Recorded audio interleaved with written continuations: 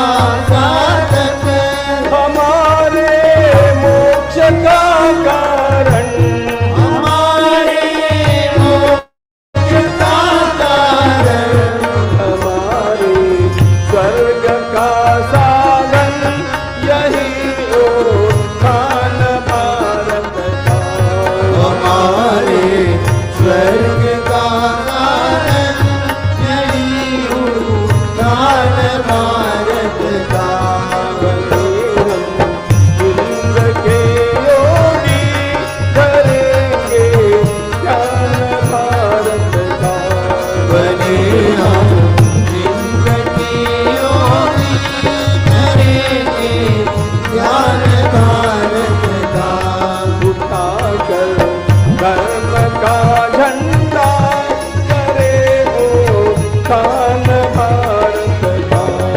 उठाकर धर्म का झंडा करे उत्थान भारत का। करे उत्थान भारत का। करे उत्थान भारत का। करे उत्थान भारत का। करे उत्थान भारत का।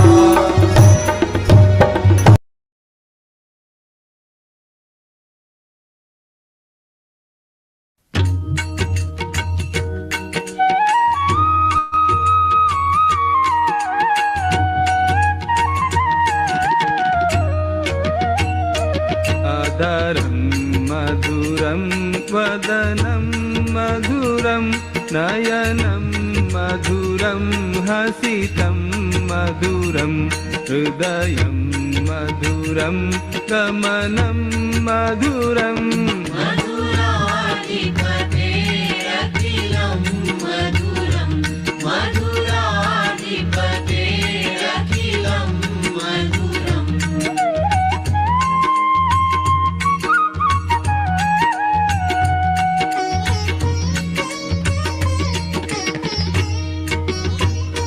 वचनं मधुरं चरितं मधुरं वसनं मधुरं वलितं मधुरं चलितं मधुरं भ्रमितं मधुरम्।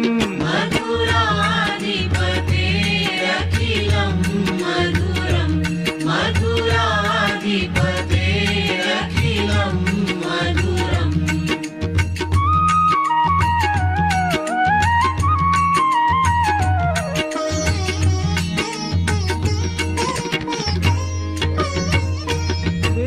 वेणुर्मधुरो रेणुर्मधुराः पाणिर्मधुराः पादौ मधुरौ नृत्यं मधुरं सख्यं मधुरम्।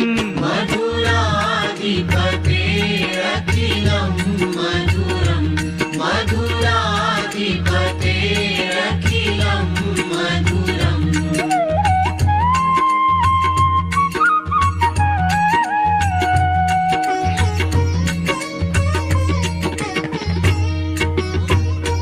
गीतं मधुरं पीतं मधुरं भुक्तं मधुरं सुप्तं मधुरं रूपं मधुरं तिलकं मधुरम्।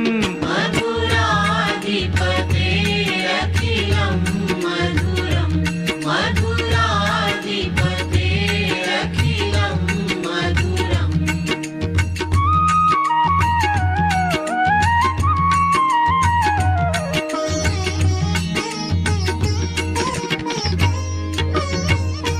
हरणं मधुरं तरणं मधुरं हरणं मधुरं स्मरणं मधुरं वमितं मधुरं शमितं मधुरम्। मधुराधिपतेरखिलं मधुरं मधुराधिपतेरखिलं मधुरम्।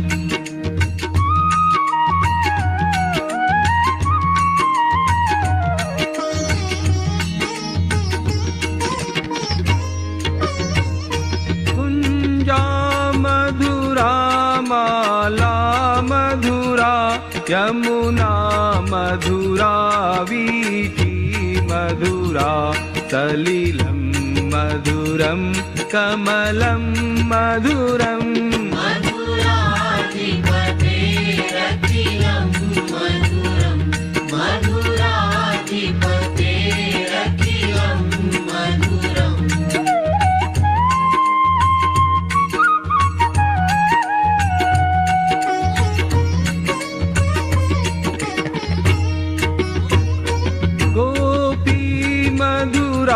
लीला मधुरा युक्तं मधुरं मुक्तं मधुरं दृष्टं मधुरं शिष्टं मधुरम् मधुराधिपतेरखिलं मधुरं मधुराधिपतेरखिलं मधुरम्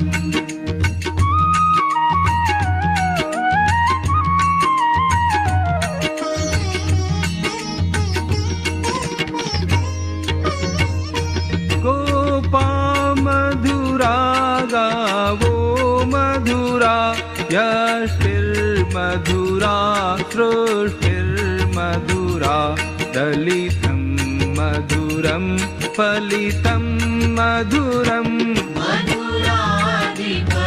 मधुराधिपतेरखिलं मधुरं मधुराधिपतेरखिलं मधुरं मधुराधिपतेरखिलं मधुरं मधुराधिपतेरखिलं मधुरम् चंदन है इस देश की माटी, चंदन है इस देश की माटी भूमि हर ग्राम है हरवाला देवी की प्रतिमा बच्चा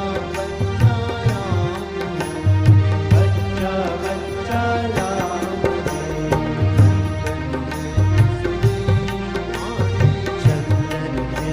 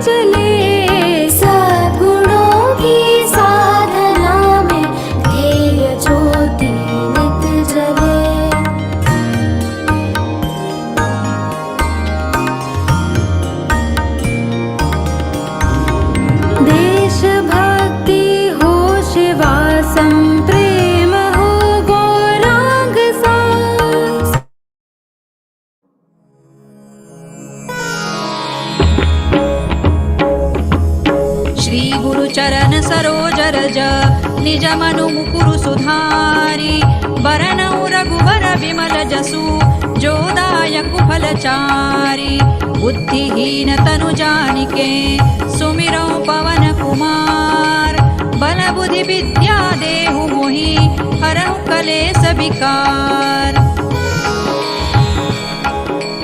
जय हनुमान ज्ञान गुण सागर जय कपीसति लोक उजागर रामदूत अतुलित बल धामा अंजनी पुत्र पवन सुत नामा। महावीर विक्रम बजरंगी कुमति निवार सुमति के संगी कंचन बरन विराज सुबेसा कानन कुंडल कुंचित केसा।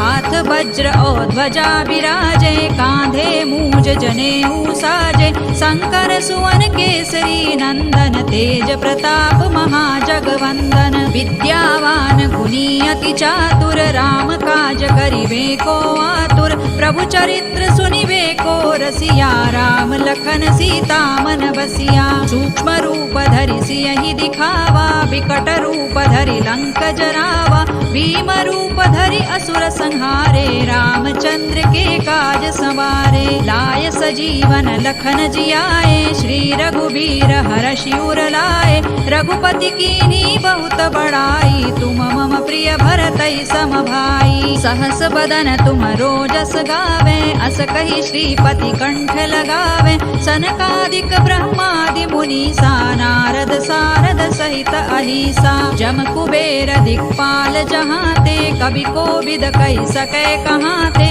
तुम उपकार सुग्रीवहि कीन्हा राम मिलाय राजपद दीन्हा। तुम्हरो मंत्र विभीषण माना लंकेश्वर भय सब जग जाना जुग सहस्र जो जन पर भानु लील्यो ताहि मधुर फल जानू। प्रभु मुद्रिका मेलि मुख माहि जलधि लांघि गए अचरज नाही दुर्गम काज जगत के जेते सुगम अनुग्रह तुम्हरे तेते। राम दुआरे तुम रखवारे होत न आज्ञा बिनु पैसारे सब सुख लहै तुम्हारी सरना तुम रक्षक काहू को डरना।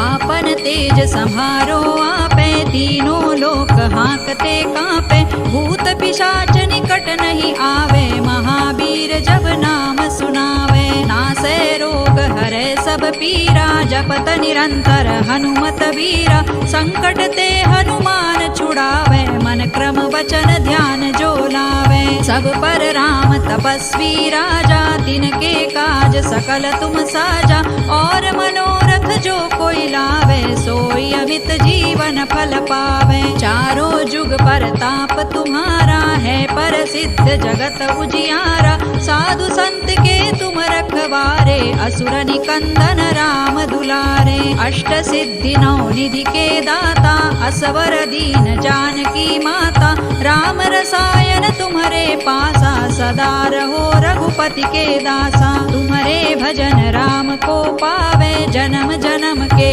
दुख बिसरावे अंत काल रघुबर पुर जाई जहाँ जन्म हरि भक्त कहाई। और देवता चित्तन धरई हनुमत से सर्व सुख करई संकट कटे मिटे सब पीरा जो सुमिरे हनुमत बलबीरा। जय जय जय हनुमान गोसाई कृपा करहु गुरुदेव की नाई जो सत बार पाठ कर कोई छूट ही बंदी महासुख होई। जो यह पढ़े हनुमान चालीसा होय सिद्धि साखी गौरीसा तुलसीदास सदा हरि चेरा की जय नाथ हृदय महडेरा। पवन तनय संकट हरन मंगल मूर्ति रूप राम लखन सीता सहित हृदय बसहु सुर भूप। सियावर रामचंद्र की जय पवन सुत हनुमान की जय उमापति महादेव की जय।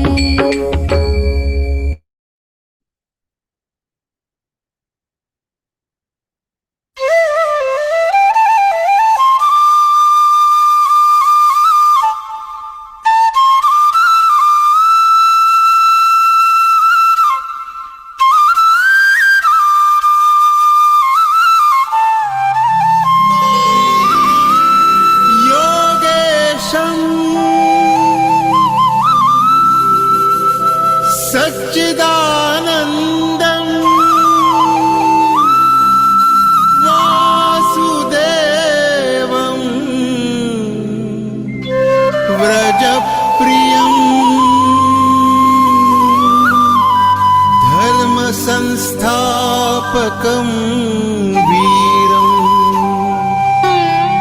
कृष्णं वन्दे जगद्गुरुम्।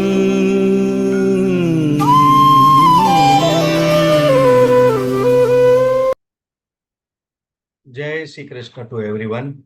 It is pleasure to welcome you all to our interpretation session of chapter 10, part 1.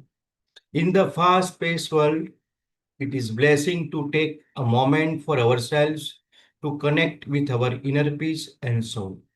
My deepest gratitude and pranam in the feet of Sri Hari and Param Pujya Acharya Swami Sri Govinda Dev Giriji Maharaj.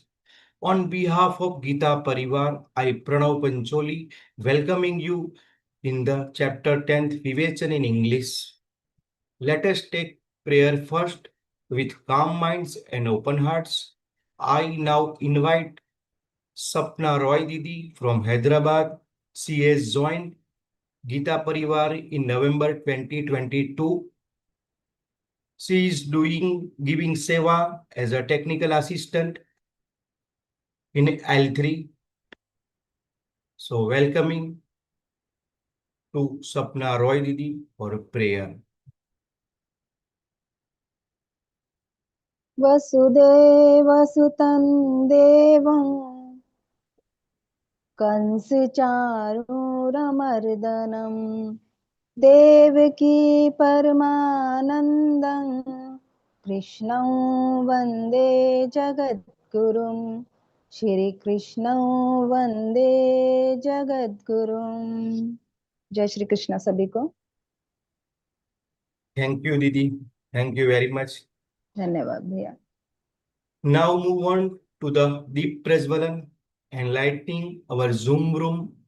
I would like to welcome Manjari Joshi ji. She is from Pune and she has joined Geeta Parivar in July 24. Sadhak in L4 and giving seva as a technical assistant in L3. So I please invite and welcome to Manjari Joshi ji. निषिद्धैरप्येभिर्लुलितमकरन्दो मधुकरैः करैरिन्दोरन्तश्छुरित इव सम्भिन्नमुकुलः विधत्तां सिद्धिन्नो नयनसुभगामस्य सदसः प्रकीर्णः पुष्पाणां हरिचरणयोरञ्जलिरयम् शरदिन्दुनिभां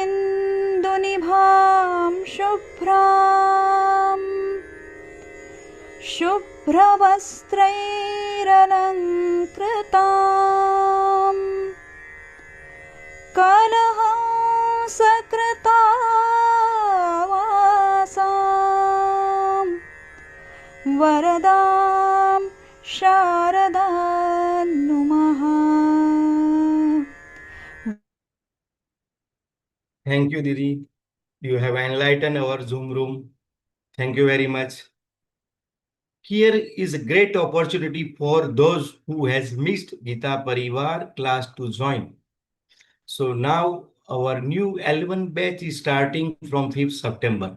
Kindly inform to your near and dear to enroll registered on reg.learngeeta.com. Now it's the most awaited part of the session is Vivechan. For today's Vivechan, most senior and respectful Sri Vikas Vaidya ji is with us. He is qualified as a BE Mechanical PGDBM, and he is NRI for 12 years. He has traveled all over the world. He is owning a small IT company based at Pune. He is knowing language Hindi, Marathi, English, Indonesian, Malaysian, and Spanish. One more thing I would like to share. He is reciting all 18 adhyayas every day since last over 5 years. It's a great trainer in Geeta Pariwar for L1 to L4 and involved in trainer selections and trainer training program for L1 to L4. He is involved in teaching and vivechan of Vishnu Sahasranam as a member of Pune Geeta Pariwar, guiding Geeta Vratis to prepare Srungeri Geeta exam. He has given Geeta contest exam at Sringeri Pit, received first prize at the hands of Param Pujya Jagadguru Shankaracharya ji. So now I request to Sri Vikas Vaidya ji enlighten us with his soft voice and deep knowledge. So I welcome to Sri Vikas Vaidya ji. Jai Shri Krishna.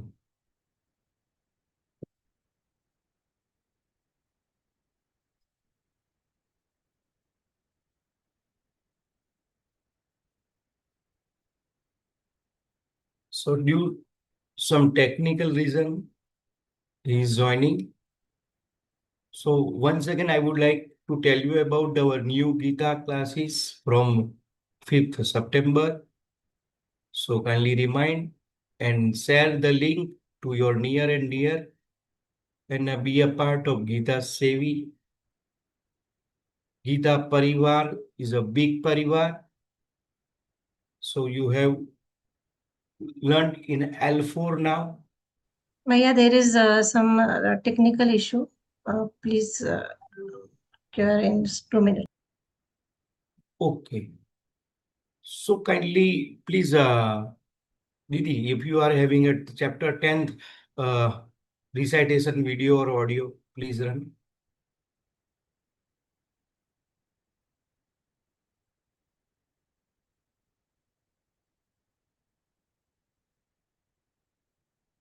Didi, please run.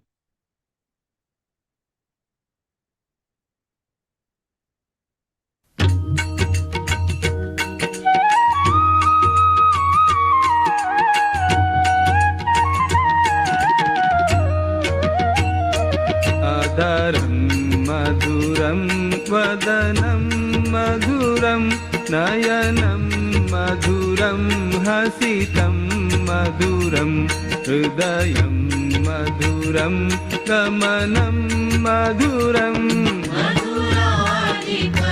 मधुराधिपतेरखिलं मधुरं मधुराधिपतेरखिलं मधुरम्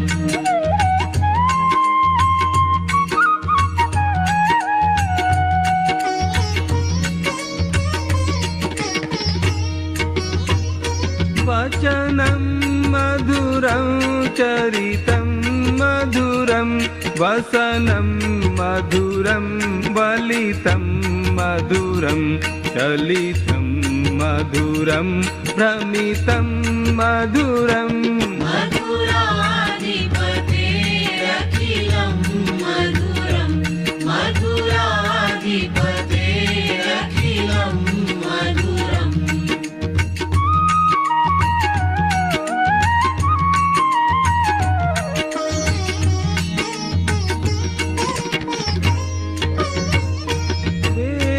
वेणुर्मधुरो रेणुर्मधुराः पाणिर्मधुराः पादौ मधुरौ नृत्यं मधुरं सख्यं मधुरम् मधुराधिपतेरखिलं मधुरं मधुराधिपतेरखिलं मधुरम्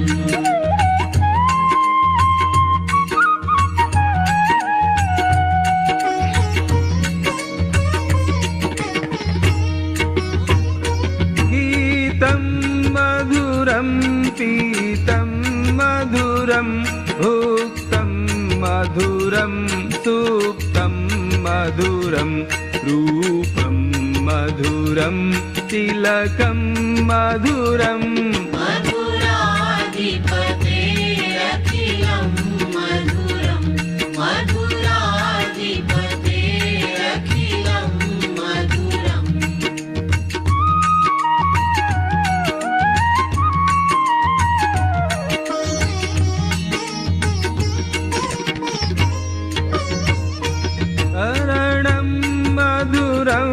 तरणं मधुरं हरणं मधुरं स्मरणं मधुरं वमितं मधुरं शमितं मधुरम् मधुराधिपतेरखिलं मधुरं मधुराधिपतेरखिलं मधुरम्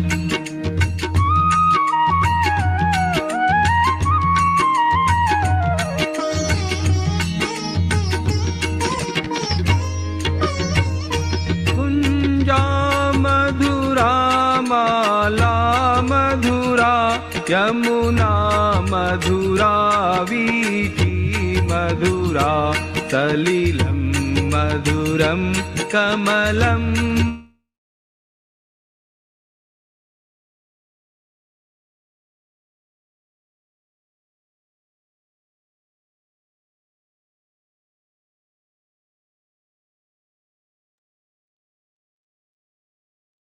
So, due to some internet issue, so we will start our vivachan in a few minutes. Till I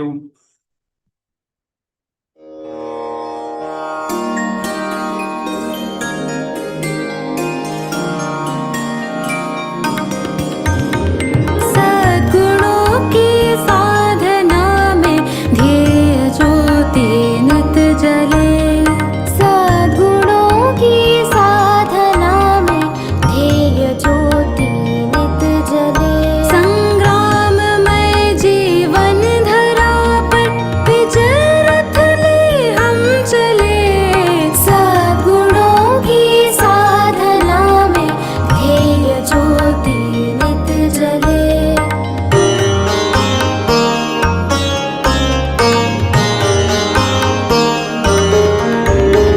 हो समर्पण लखन जैसा राम जैसा त्याग हो भीष्म सा हो नियम पालन शौर्य में अभिमन्यु हो आपदाओं को कुचल कर वीर बालक हम चले सद्गुणों की साधना में ध्येय ज्योति नित जले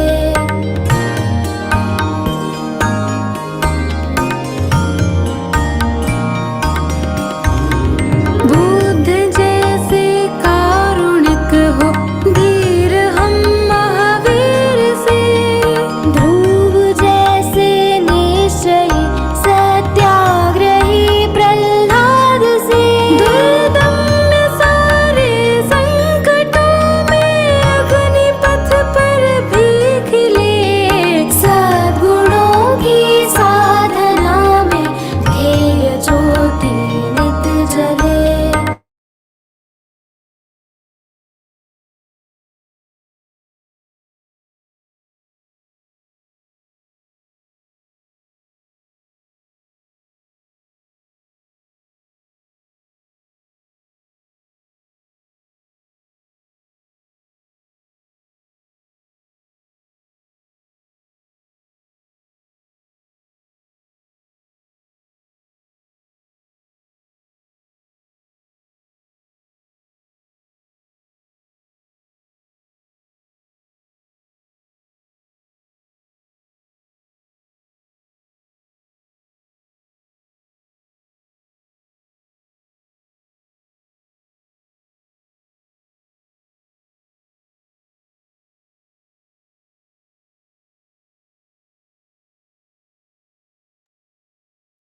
So our interpretation will start in a few minutes. So thank you for your patience.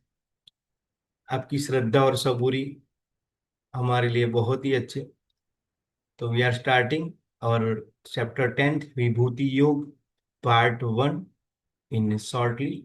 So due to some technical issues, internet connectivities, that's why we delayed. So please bear with us.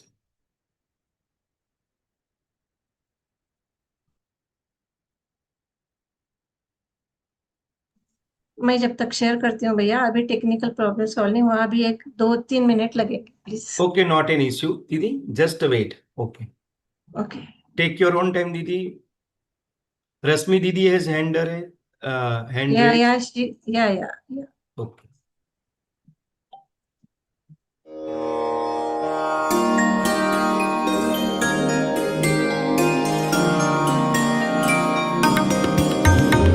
सद्गुणों की साधना में ध्येय ज्योति नित जले सद्गुणों की साधना में ध्येय ज्योति नित जले संग्राम में जीवन धरे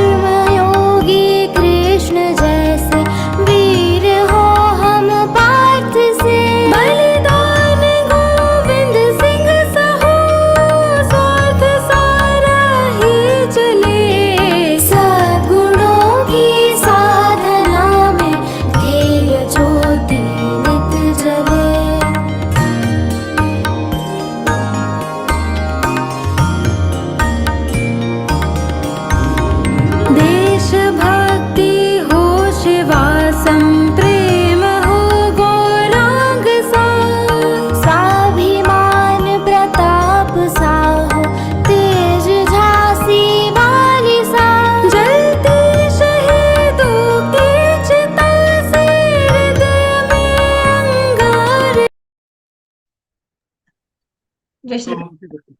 So, our Vikas Vaidya ji is with us. Sorry for delay and thank you for your patience. Dada, it's all yours. Jai Shri Krishna. Jai Shri Krishna. Sorry for this internet problem. Okay, without wasting any more time, we'll start. We are discussing Adhyay 10th today, Vibhuti Yoga. So, first of all, before we start the Adhyay, let us first discuss a few things which we have experienced in our life. For example, many of us, we were a member of Scout in our student days with some khaki shorts and white shirt and a little petrol ribbon on our head. In my childhood, not very far from my school, there was a fairly dense forest. Nowadays, we don't see such forest, but in my childhood, there was a slightly dense forest near my school. And one of the things we used to do while getting this scout thing done, it was Boy Scout trekking. That means we would divide all the students in two groups. And then one group would go and hide in the forest, leaving all sorts of clues about where they had gone. For example, tearing one leaf and placing it next to another, or breaking a branch in a particular way, things like that. So some trace they would leave where they are hiding. Not exactly up to the point, but just to show the way where they are going to hide themselves. Then the rest of us, after waiting for some time, had to go through the forest very observantly, trying to find and interpret these little signs which are left by these people, the second group. We would roam around looking closely at everything in that forest. And now and then someone would spot something out of ordinary and he would explain. He would exclaim, that is Ram or Sham, whatever his name of that person. And like this, all the members would get located. By tracking those signs, little signs, either the branches or the leaves of a particular tree. The most difficult task used to be to find the leader of that second team. He would hide at some very difficult place to find, maybe on the top of the tree. But when he is located, all will shout in a joy, oh, that's not the monkey sitting on the tree branch, he is so and so. So this would be the style of playing that game during scout days in my childhood. What is the relevance of this Vibhuti Adhyay? You may ask this question. This is what exactly the Lord has done with this cosmos, with this Srishti. He has spread in this cosmos little signs of his presence throughout the universe. And the person who is very observant, who is very spiritual, will always see these signs and recognize where the Lord is to be found. When we read Bhagavad-Gītā, we do our own contemplation, Manan Chintan, we start finding where the Lord is in this universe. We start observing all people around us. And we start seeing God. Most of us, before we started reading Gita, understanding Gita, most of us used to see these signs, but pass over them. We did not recognize them what they are. But after reading Gita, after understanding, contemplating, understanding shlokas, as Pujya Swamiji says, Gita padhe padhaye aur jivan mein laye. When we start doing all this, our eyes begin to clear through the practice of meditation, through the practice of contemplation, Manan Chintan. When we see something, some person around us who is extremely patient, he is not complaining about anything in his life. Someone who can listen quietly to all the criticism that is meted out to him without retaliation or losing temper, then we know, oh, this person is having some godly qualities in him. He is not my friend XYZ or my neighbor. I am seeing the Lord in him. So when we see some people like this around us, we start imagining where the Lord is, where to see for the Lord. In this Adhyay, Vibhuti Yoga, this Adhyay is like a divine tracking manual. Divine tracking manual in which Shri Krishna Bhagavan tells Arjun a few of his favorite signs in the universe. Though the Lord is present everywhere, Vasudevam Sarvaiti, of course, yes. The expression of his presence varies throughout the infinite variety of his creations. Whatever perfection is approached, his glory is revealed a little more. Among people, we'll see this in that vibhutis are they are among people, among trees. Ashwattha Sarva there is a shlok here. Among all trees, I am the Ashwattha tree. So among trees, where to see the God? Among people, where to see the God? Among stars, where to see the God? In all qualities of life, God is going to explain us where to see him.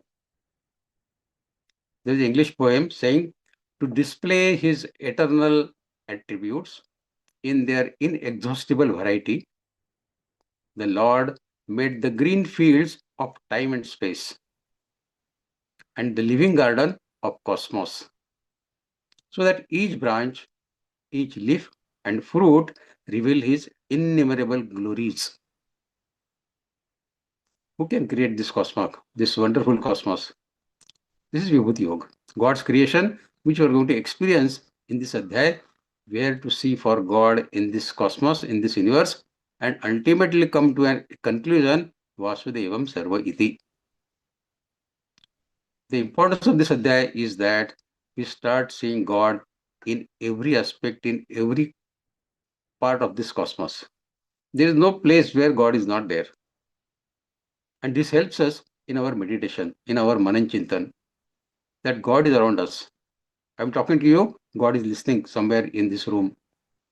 You are hearing there, God is there with you. He is listening what we are communicating.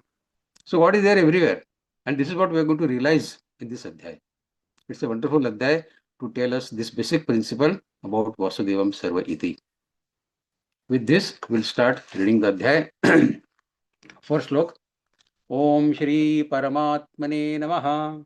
अथ दशमोऽध्यायः श्रीभगवानुवाच भूय एव महाबाहो शृणु मे परमं वचः यत्तेऽहं प्रीयमाणाय वक्ष्यामि हितकाम्या. Shri Krishna says, O Mahabaho. Mahabaho is called for Arjuna, person with a strong arms. Mahabaho. So Arjuna is a Mahabaho. Bhuya. Bhuya means once again. Once again, listen. Shruno means to listen to my divine supreme words, which due to my deep love for you, Vakshami Hitakamya, due to your deep love for me, I must tell you for your benefit. Hitakamya, for your benefit, for your hita. In essence, it is the knowledge of realization of the imperishable Purush, which we are going to experience. The supreme secret and the supreme knowledge being emphasized in this Adhyay with illustration of Paramatma's divine manifestations is what we are going to discuss, is what we are going to understand in this Adhyay. If you remember in chapter 7, Dhyana Vijnana Yoga, from shlok 7 to 12, Paramatma has explained some of his vibhutis, some of these glories. From Adhyay 7, in shlok 7 to 12. Which are those? Mattah paradharannanyat kinchid asti dhananjayo mai sarvamidam protam sutre madigana ivo rasohamapsu kaunteya prabhasmi shashi suryayoh pranavas sarva vedeshu shabdakhe paurushandrushu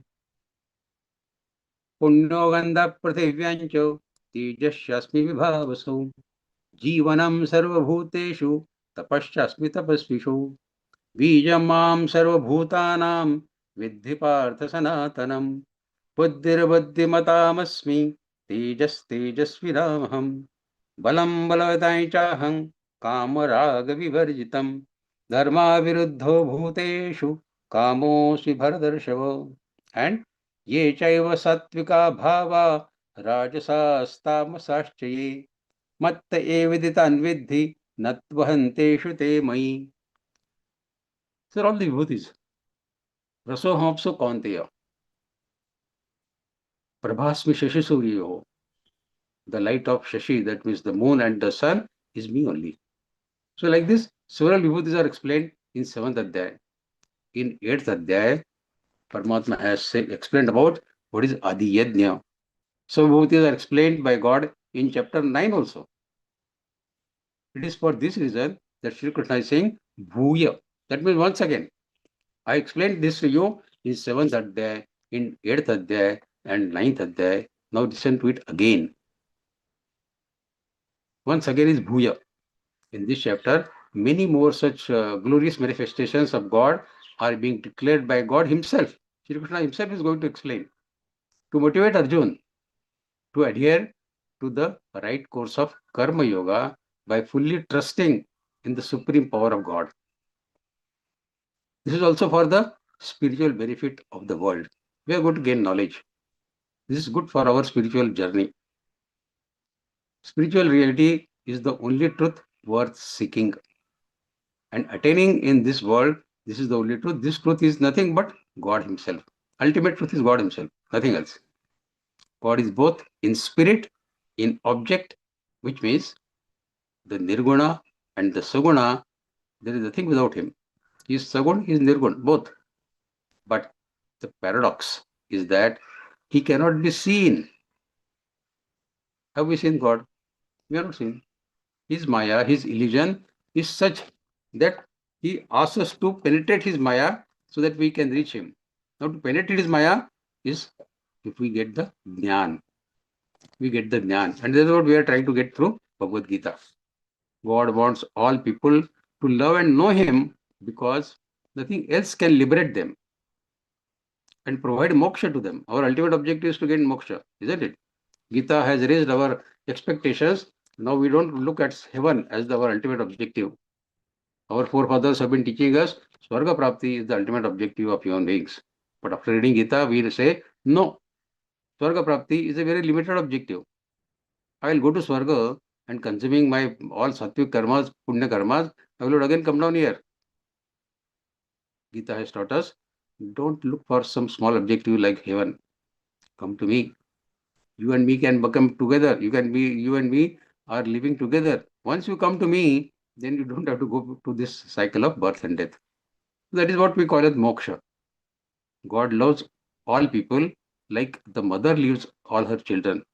Whether the children are good or bad, mother leaves all them equally.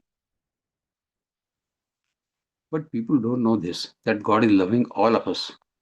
These glories and manifestations of God are therefore the spiritual advertisements to attract people.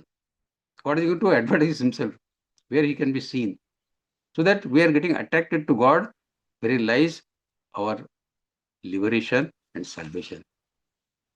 At the outset of this Adhyaya, it must be understood that though the desire to attain knowledge is inherent in everyone wants to gain knowledge. But for that, you need to have endless love for your Guru, like Arjuna had for Shri Krishna. That is why Shri Krishna is imparting all this knowledge to him. Hitakamya, because you are loving me also. You open your heart to the only one whom you consider most loving, isn't it? You don't open your heart to everybody. Shri Krishna says, Arjuna, you have loved me the most. Most dearly you are loving me. And that is why I am revealing this secret to you. That means if the bond of love was missing in Arjuna and Shri Krishna, then Bhagavad Gita might not have been there at all. It is the love of bond, rather the bond of love between Shri Krishna and Arjuna that has caused Bhagavad Gita to come. Due to this bond of love, seeing the mental state of Arjuna, the Lord is compassionately revealing His profound sutras through this Vibhuti Yoga. Thus, if you are reading Bhagavad Gita without love and surrender, Prem and Atma Samarpan, if these two things are not there in us, then all that will happen is that you may acquire some egoistic satisfaction of having read the Gita. मुझे गीता अच्छा पढ़ना आ गया है. I can pronounce Gita shlokas very well. But nothing more than that. Nothing more than that. Merely understanding the pronunciation of Sanskrit shlokas of Gita, is it the only objective of our life? You have to go much beyond that. Swamiji always says, no, ऐसे गीता पढ़े पढ़ाए और जीवन में लाए. Padna is one thing. Reading Bhagavad Gita is okay, fine. Teaching others is also okay, fine, very good. Jivan mein laye. We want to inculcate this in our day-to-day life. That is the ultimate objective of learning Gita. The words otherwise will remain just words without imparting any real benefit. Dhritarashtra also heard Gita, but without love and surrender. Isn't it? Like Arjuna heard, Sanjaya heard, Dhritarashtra also heard, but he had no love, no surrender, no samarpan. And that is why Dhritarashtra did not change a bit. Otherwise, he would have stopped the war after listening to this entire Bhagavad Gita. So this is what we have to understand. Love for God is a must. And if we have the love for God, then only we can understand the Gita. That is what God has said in the first shloka of this adhyaya. Let us proceed to second shloka. Name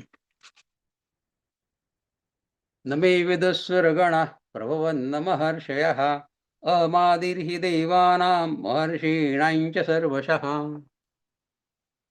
Name viduswaragana. Suragana is demigods. Neither demigods nor the great sages, rishis, know my origin or my transcendental divine play. They also don't know. Because in every which way, I am the primordial origin. The root cause of even demigods and such great sages, I am their root cause. So they will know the root cause. Sages came into existence only after this earth came into existence, isn't it? And this earth appeared only after the appearance of 5 elements, Panchamahabhuta. And then in turn manifested only after some vibrational upsurge that occurred in the Mahatattva of those Panchamahabhuta.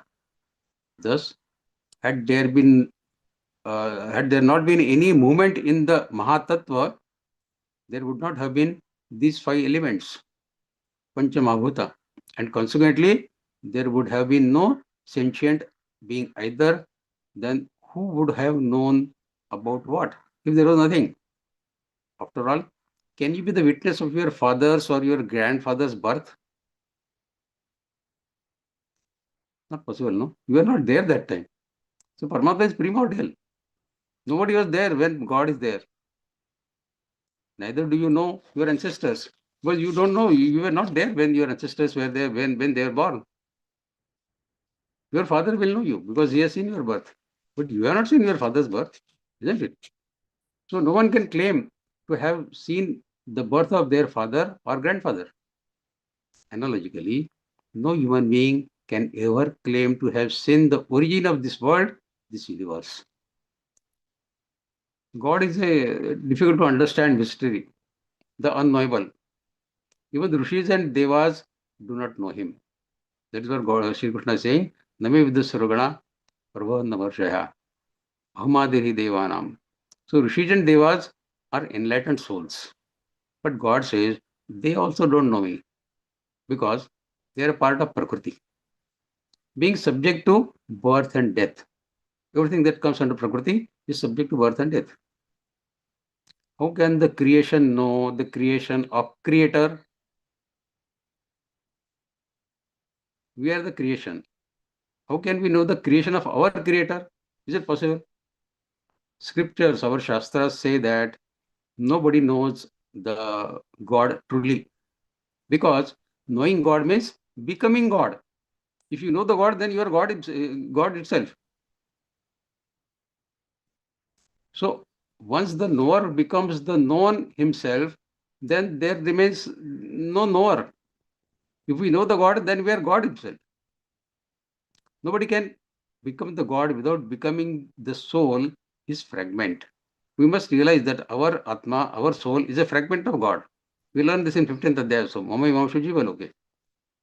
And after becoming soul means ceasing to be mind, ceasing to be body, ceasing to be intellect. Not remaining the mind means not remaining the man, but becoming the God. This means that for a God-realized person, this world is nothing more than a passing play. It's a hoax. Our ignorance is indeed very far-reaching, immeasurably vast. For example, the chair on which you are sitting, do you know this chair? Do you know when it was made? And who made it? Do you know the tree which was cut to make the wood for this chair? Do you know the age of that tree? Do you know how much sunlight and water was absorbed in that tree which was cut to make this chair? Do you know the river, the cloud that provided water to that tree? Do you know the sky where the clouds float? Do you know the stars, planets, galaxies? There is so much we don't know. A simple chair, if you go deep into details, we come to a conclusion that we know nothing. We know nothing. We only the chair, we know only the creation, we cannot know the creator. This ignorance is deemed as darkness, tamas. What your intellect know is nothing more than a drop in the ocean. And with this infinitesimally minuscule knowledge, we keep beating drums saying that I know everything. Gita ki 4 श्लोक आ गए, we start saying I know Gita. I know everything. It is so much beyond the human comprehension, our intellect, so many things. Yes, who can claim to know the source of this vast creation? Nobody can claim. Krishna says, even Devas don't know, Rishis don't know. We don't know the source of our chair. How can we know the source of the universe? Isn't it? So all theories doing rounds regarding the origin of universe are just guesstimates. People are guessing that this might have happened and the universe has come into existence. These are all guesstimates. Mere speculations, nothing more than that. And therefore, Sri Krishna says in this shloka, no one knows the origin of the primordial, eternal, ever-conscious Parabrahma. Name Vidussuragana, Prabhavanda Maharshaya, Ahamadirhi Devanam, Maharshinancha Sarvashaha. Further, look number 3. Yo Mamajamanadincho Vettilokamaheshwaram Asammudas Samarteshu Sarvapapai Pramuchyate. Yo Mamajamanadincho Vettilokamaheshwaram Asammudas Samarteshu Sarvapapai Pramuchyate. He who knows me as birthless. God is birthless. So he who knows me, Ajama. Ajama is Ajanma, who does not take birth. He who knows me as birthless, beginningless, Anadi. Anadi is beginningless. And the Supreme Lord of all words, Loka Maheswaram. I am the Supreme Lord of all words, endowed with such knowledge, he alone amongst all beings is seen as non-deluded and is thus liberated from all sins. What does it mean? How can you get liberated? How can you get moksha, mukti? By experiencing the consequences of your karma. There's such an enormous bank of our previous karmas, not only in this life, but all previous lives that we have lived so far. When will that ever get exhausted? What's more, here you are bearing the fruits of your previous karma, but what about all the new karmas that are occurring every passing moment? This karma that we are doing now, what about the fruits of this karma? It is like taking water out from one end and pouring it from the other end. This bank of karmas never gets exhausted. You can't empty your bank of karmas. When will the tank of karma get emptied? Every moment the karmas are happening. Likewise, when will all the karmas get exhausted? There is one and only one way of accomplishing this, and that is through jnana. It is possible only when we realize and experience that neither you are neither this body, nor you are you belong to this body, nor this body belongs to you. See, these are the two major afflictions that we have. I am body, and this body is mine. Isn't it? I am body, and this body is mine. But is this body really yours? You can try it right now. If you say that I am body, then try it right now. hold your arms out. Order your eyes not to blink. Your eyelids should not blink. And listen to this without blinking your eyelids or moving your arms for next 5 minutes.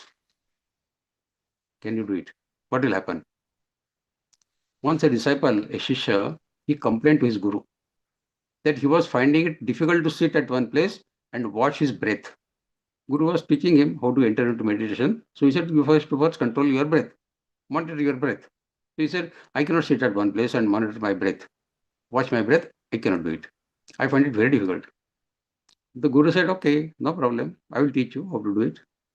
If you are finding it difficult, you can do this. Then the Guru asked the fellow to stand up, and bend his knees as if he was sitting on a chair and hold his arms out. You can imagine the physical posture that comes. Palm facing upwards, and this fellow is bending. Then he placed the bowls of boiling hot water on both his palms and a rake of nails in the spot underlying his bottom, and said, now watch your breath. Needless to say, the Shishya, the disciple, started crying, Master, no more. There will be no problem now. There will be no more problem for me to watch my breath now. In the sitting position, I will watch my breath very well now. There is no problem. The problem is solved now. So is this body yours? Parents claim to own their children, but do the children belong to the parents really? This body belongs to no one. Let alone the body. Does your mind belong to you? Can you predict the state of your mind in say 2 hours from now? What your mind will be thinking 2 hours from now, or even 2 minutes from now? Forget about 2 hours. I am not the body, and body is not mine. I am not the mind, and the mind is not mine.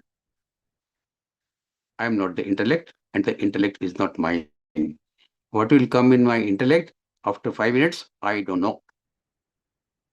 This entire drama is being enacted by mind, body, and intellect, and you can only be a witness of this entire fictitious melodrama, because you are neither of this.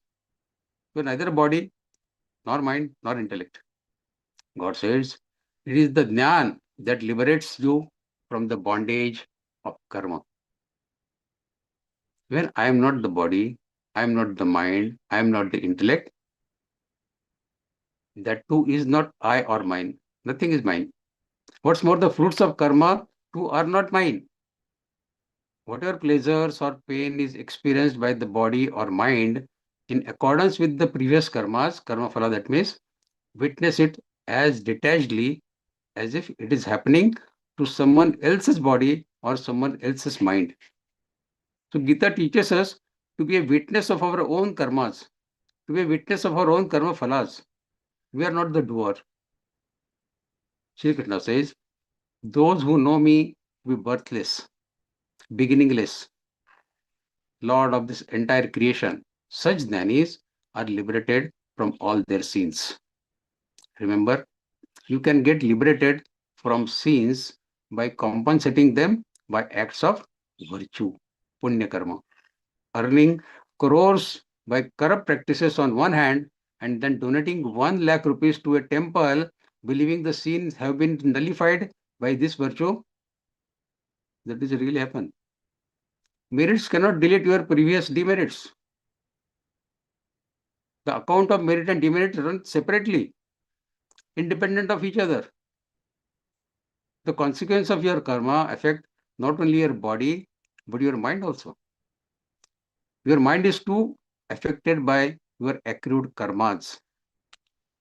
In fact, the way your mind, intellect thinks is most certainly influenced by your karma samskar, your karmas. The thought of treading the path of awakening, that too is a result of your past previous meritorious karmas. If you have come to attain this Gita Vivechan, it is a result of your past meritorious karmas that you have done. Otherwise, you would be watching some TV serial or sitting in a Pizza Hut, eating some pizza or something. But you are sitting here, listen, what is Vibhuti Yoga? This is the result of our past karmas. I am speaking this to you. God has given me a grace, and then I am speaking this to you. I am not doing anything. Your mind is your world. And so deep rooted is your attachment and sense of I and mine that you have forgotten your real identity, your real self. You have forgotten that in reality, you have nothing to do with this body, this mind, and this intellect, or indeed this entire material world. One whose heart beats with love for divinity has no concern for the material world. But remember that the thirst to know the truth, the quest of the divine, that too occurs as a consequence of our previous punya karma. Isn't it? This means that it is your karma that influences your intellect to be a sage or to attend a satsanga. Your earlier karmas. It is your karma that infuses dispassion in your mind and intellect. It suffuses your heart with love for the divine, our karmas. That's why children born of the same set of parents may have different or contrasting inclinations toward the spirituality. One child is devoted to Geeta and the other child vehemently opposes it. We see this in families. Karmas, our past karmas, they dictate what way we behave. Thus, remember that the brunt of your karma is borne not only by your body, but also by your mind. That is why sages have cautioned and advocated that one should always carries out the acts of merit. Sat karma karte rahiye. The web of merit and demerit is indeed thick, and only Jnani is able to cut through it. And he who has firmly surrendered to the divine, to the Guru, he alone has the eligibility to become a Jnani. By reading books, you can't become Jnani. Meera was a devotee first, isn't it? And it was only later by the grace of sage Ravidas that she became a Jnani. Vidur had a wealth of word-based knowledge. Vidur was a very knowledgeable person, but all is word-based knowledge. But the bond of love was struck only by Shri Krishna. The relation of Jnana and love is as deep as that of body and Atma. If body is love, then the Jnana is Atma. A body without Atma is a dead body. Likewise, without Jnana, love is a leaden attachment. It is not pure devotion. A Jnani alone can be a devotee. A devotee alone can be a Jnani. So having said this, Paramatma says further, Shlok 4 and 5 are interconnected, so we'll read this together. Buddhirjnanam sammoha kshama satyandama shamaha sukham dukkham bhavo bhavo bhayancha bhayamevacho ahimsa samata tushtis tapo danai yasho yashaha bhavanti bhava bhutanam matta eva pratagvidhaha. What says? Refined intellect, buddhi, supreme knowledge, jnana, freedom from delusion, clemency, truthfulness, satya, restrained senses, steeled mind, pleasure and pain, birth and death, fear and fearlessness, non-violence, equanimity, contentment, austerity, honor and dishonor, all these diverse qualities seen in living beings, they all arise from me alone. What all things are coming from God? Shlok 4 and 5, Paramatma is explaining all that. He is explaining buddhi, jnana, asammoha, kshama, satya, dama, shama, sukha, dukha, bhava and abhava, bhava and abhav, bhaya and abhaya, ahimsa, samata, tushti, tapa, dana, yasha, ayasha, that means apayasha, bhavanti bhava bhutana matta eva pratagdaha. All these arise from me only.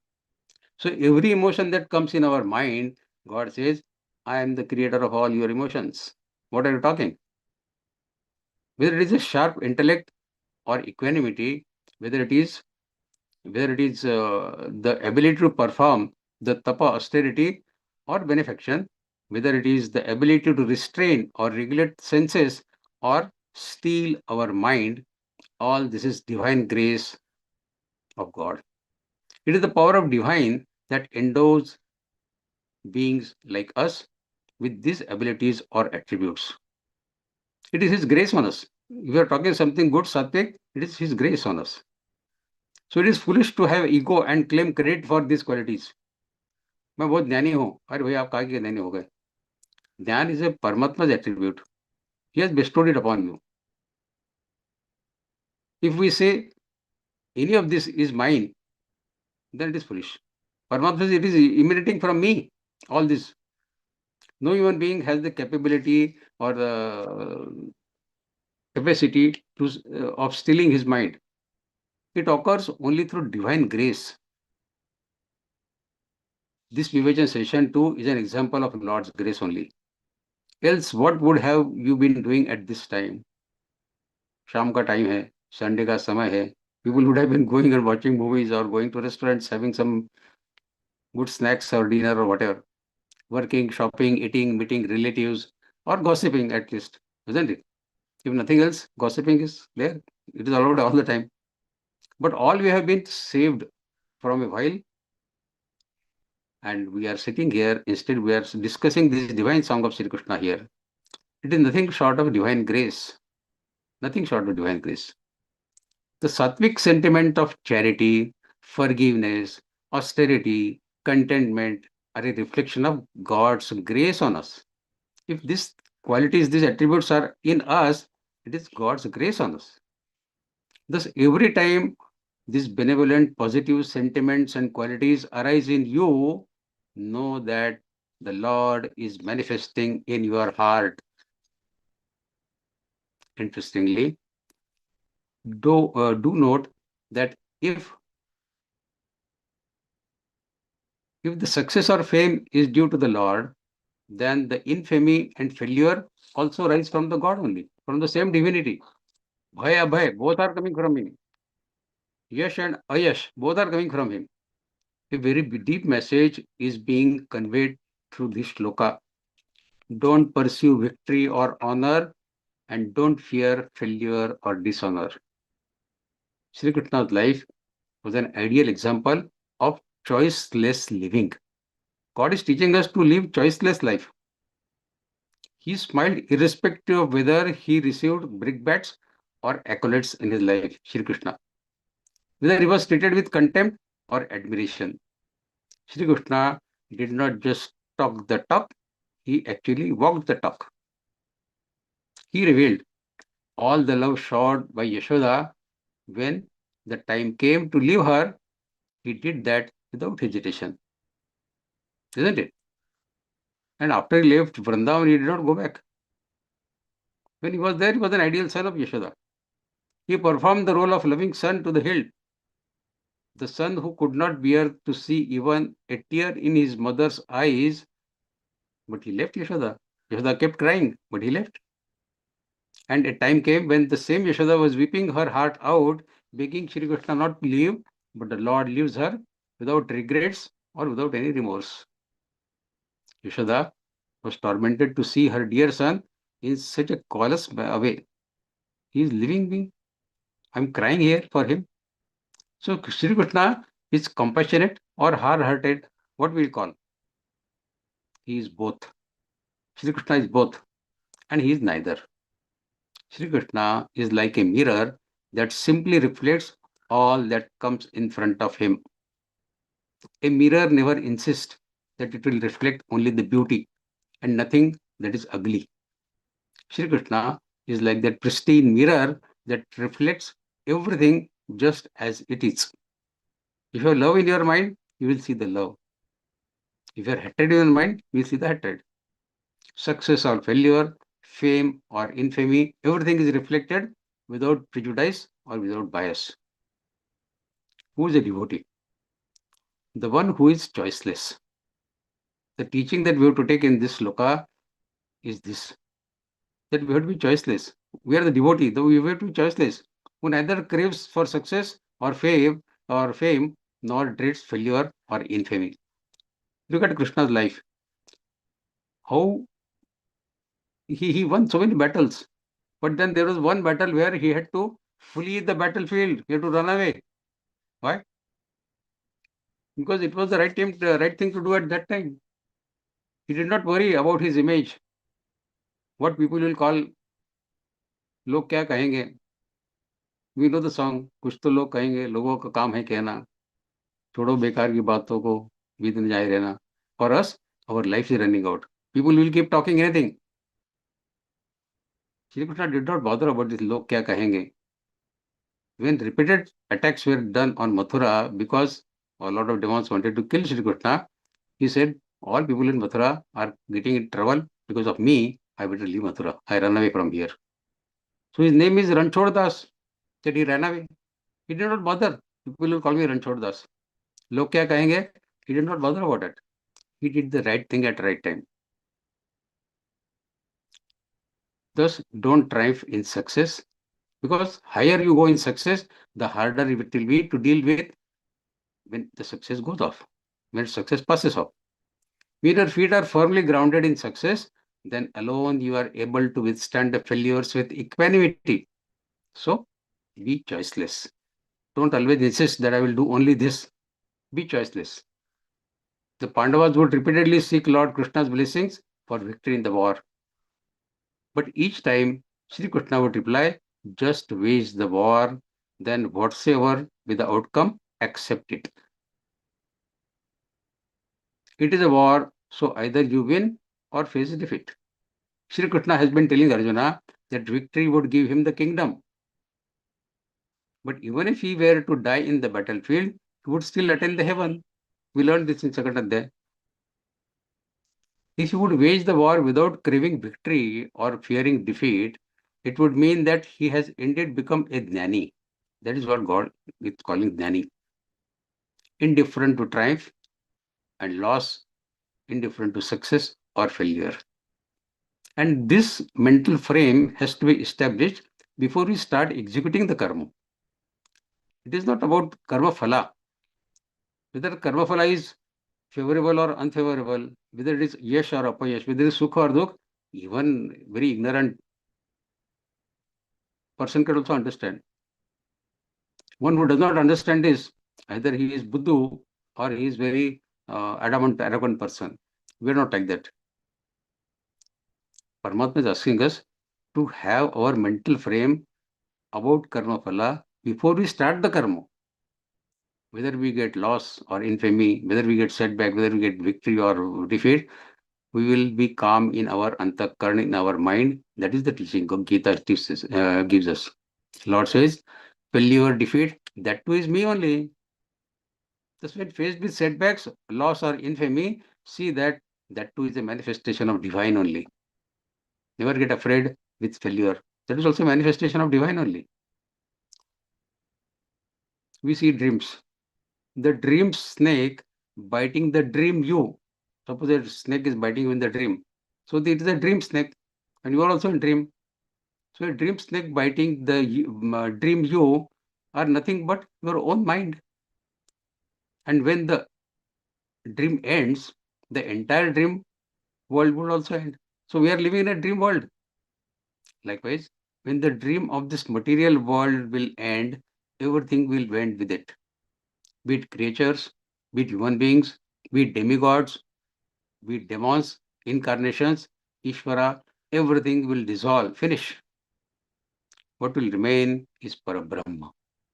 And the one who knows this Parabrahma is known as Jnani. And God is expecting us to get that Jnan from Gita.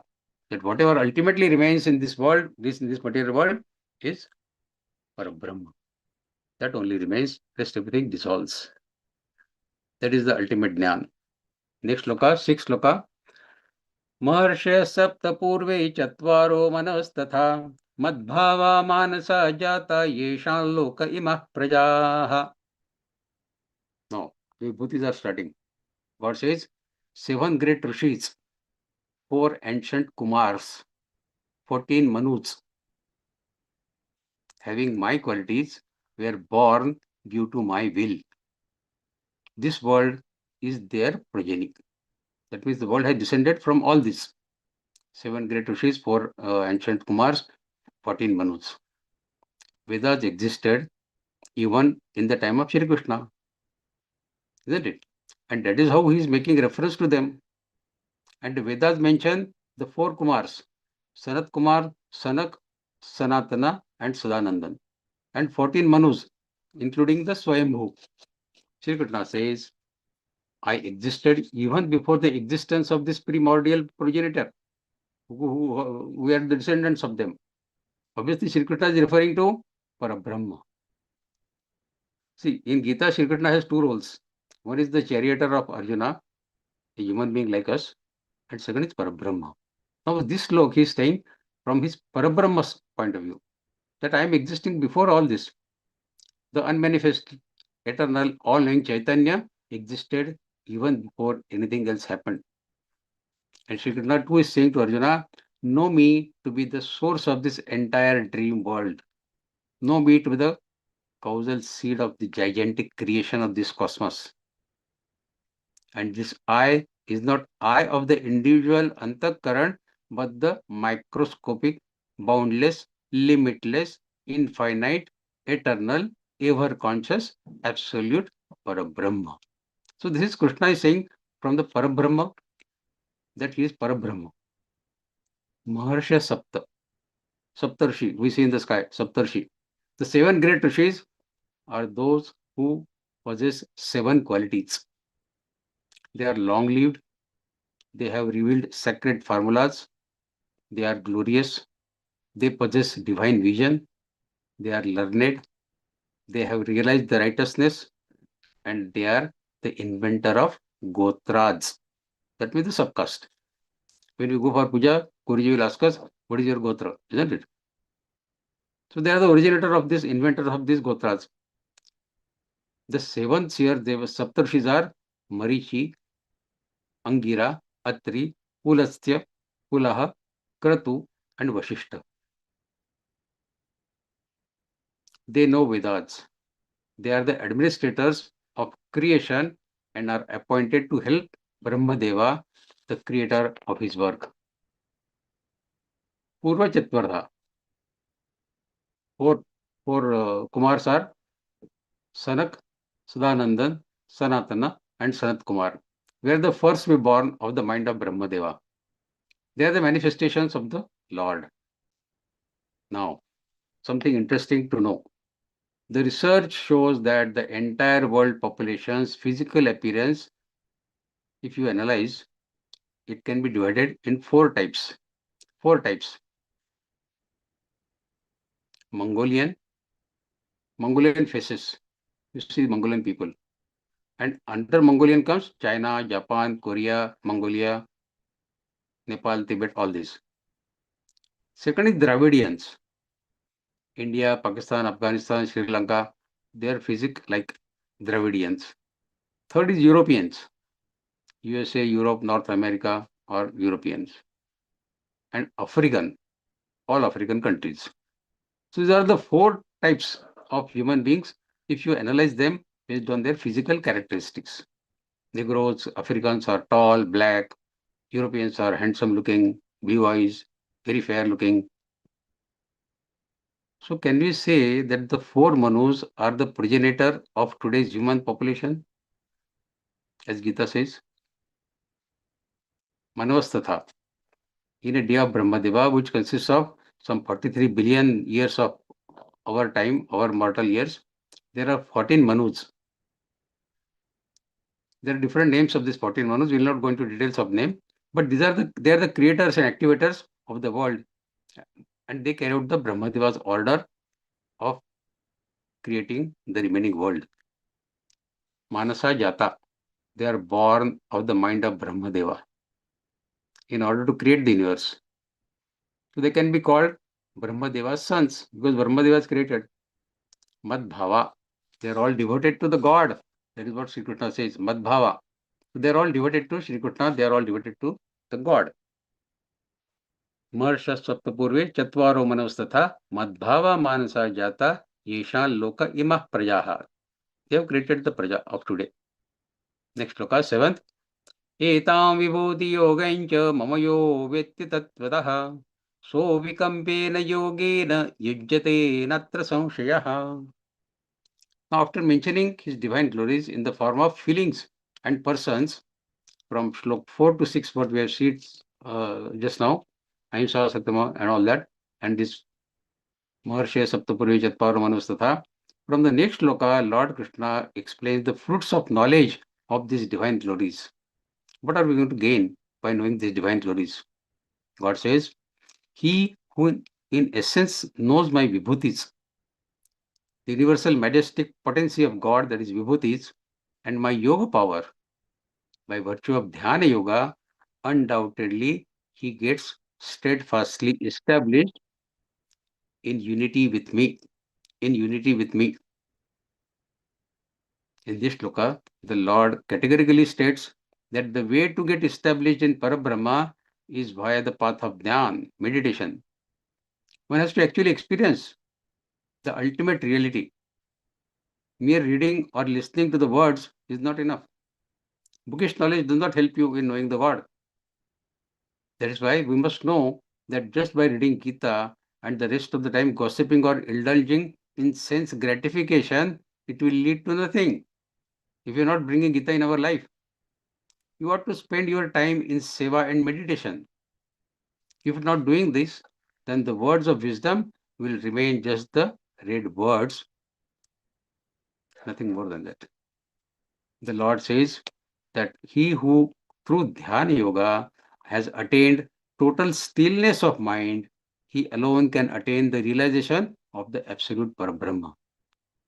The supreme knowledge can get established only in the mind that is still, in total repose, wherein there is turmoil, no chaos of desires and thoughts, no turmoil. The mind has to be still, then only Parabrahma can appear in that mind. Relinquish all thoughts and focus just on one divinity. Don't worry, not even about whether you will or you will not get liberated. When you enter into meditation, don't think about the result of meditation, whether I will get moksha or not. Leave that all to the God. Leave that all to the Lord. As Sri Krishna has said, success or failure, everything arises from me.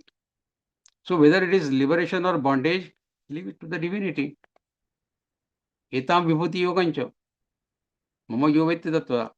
Vibhuti stands for its divine manifestations.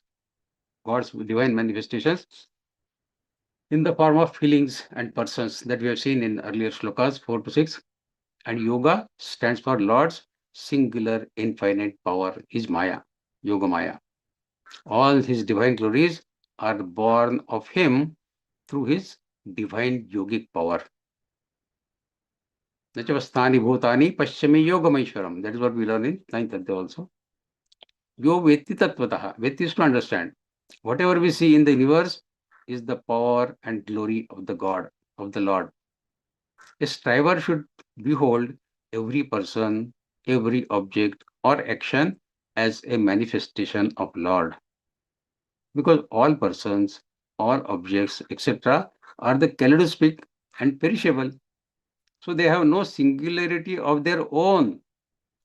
Whatever singularity is seen in their existence is the reflection of God, who is eternal and imperishable. Are we? We are not.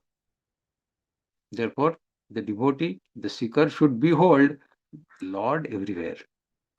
This is the real knowledge. So Vikampena Yogana Yujyate. He is endowed with unfaltering devotion. Devotion to the Lord. That is, he is attracted only towards the Lord. A worldly person who thinks that everything can be bought by paying money, he attaches value only to the money and gets attracted towards the money, that money can buy everything for me. Similarly, when a man holds that whatever majesty or value appears in this universe, that is all only God's, he is naturally attracted towards the God. And that is the reason we have to study Vibhuti Adhyaya. When we start realizing that everything around us is God, then only we'll get attracted towards God, isn't it? Natra samshayaha. There is no doubt. It means that after knowing the Lord in reality, instead of paying attention to the divine glory and the power, etc., beholds this only as a manifestation of Lord. Don't get attracted to the glory per se. See the God in that glory. Behold God only, not the worldly grandeur that you see in that vibhuti or beauty. Thus, it fosters our devotion in the God when we start seeing God in all his vibhutis. See, when there is no other entity besides God, then how can there be any doubt that God is not here, God is there? Can there be any doubt? A doubt can arise only when there are two entities. So this or that, then the doubt can come. But there is no other entity. But when there is only one besides the God, no, there is no one besides the God, then where will the striver have his devotion? So you will have only in God. When we realize that there is nothing beyond God, there is nothing other than God. So the striver is endowed with unfaltering devotion to the God when he realizes there is nothing beyond God.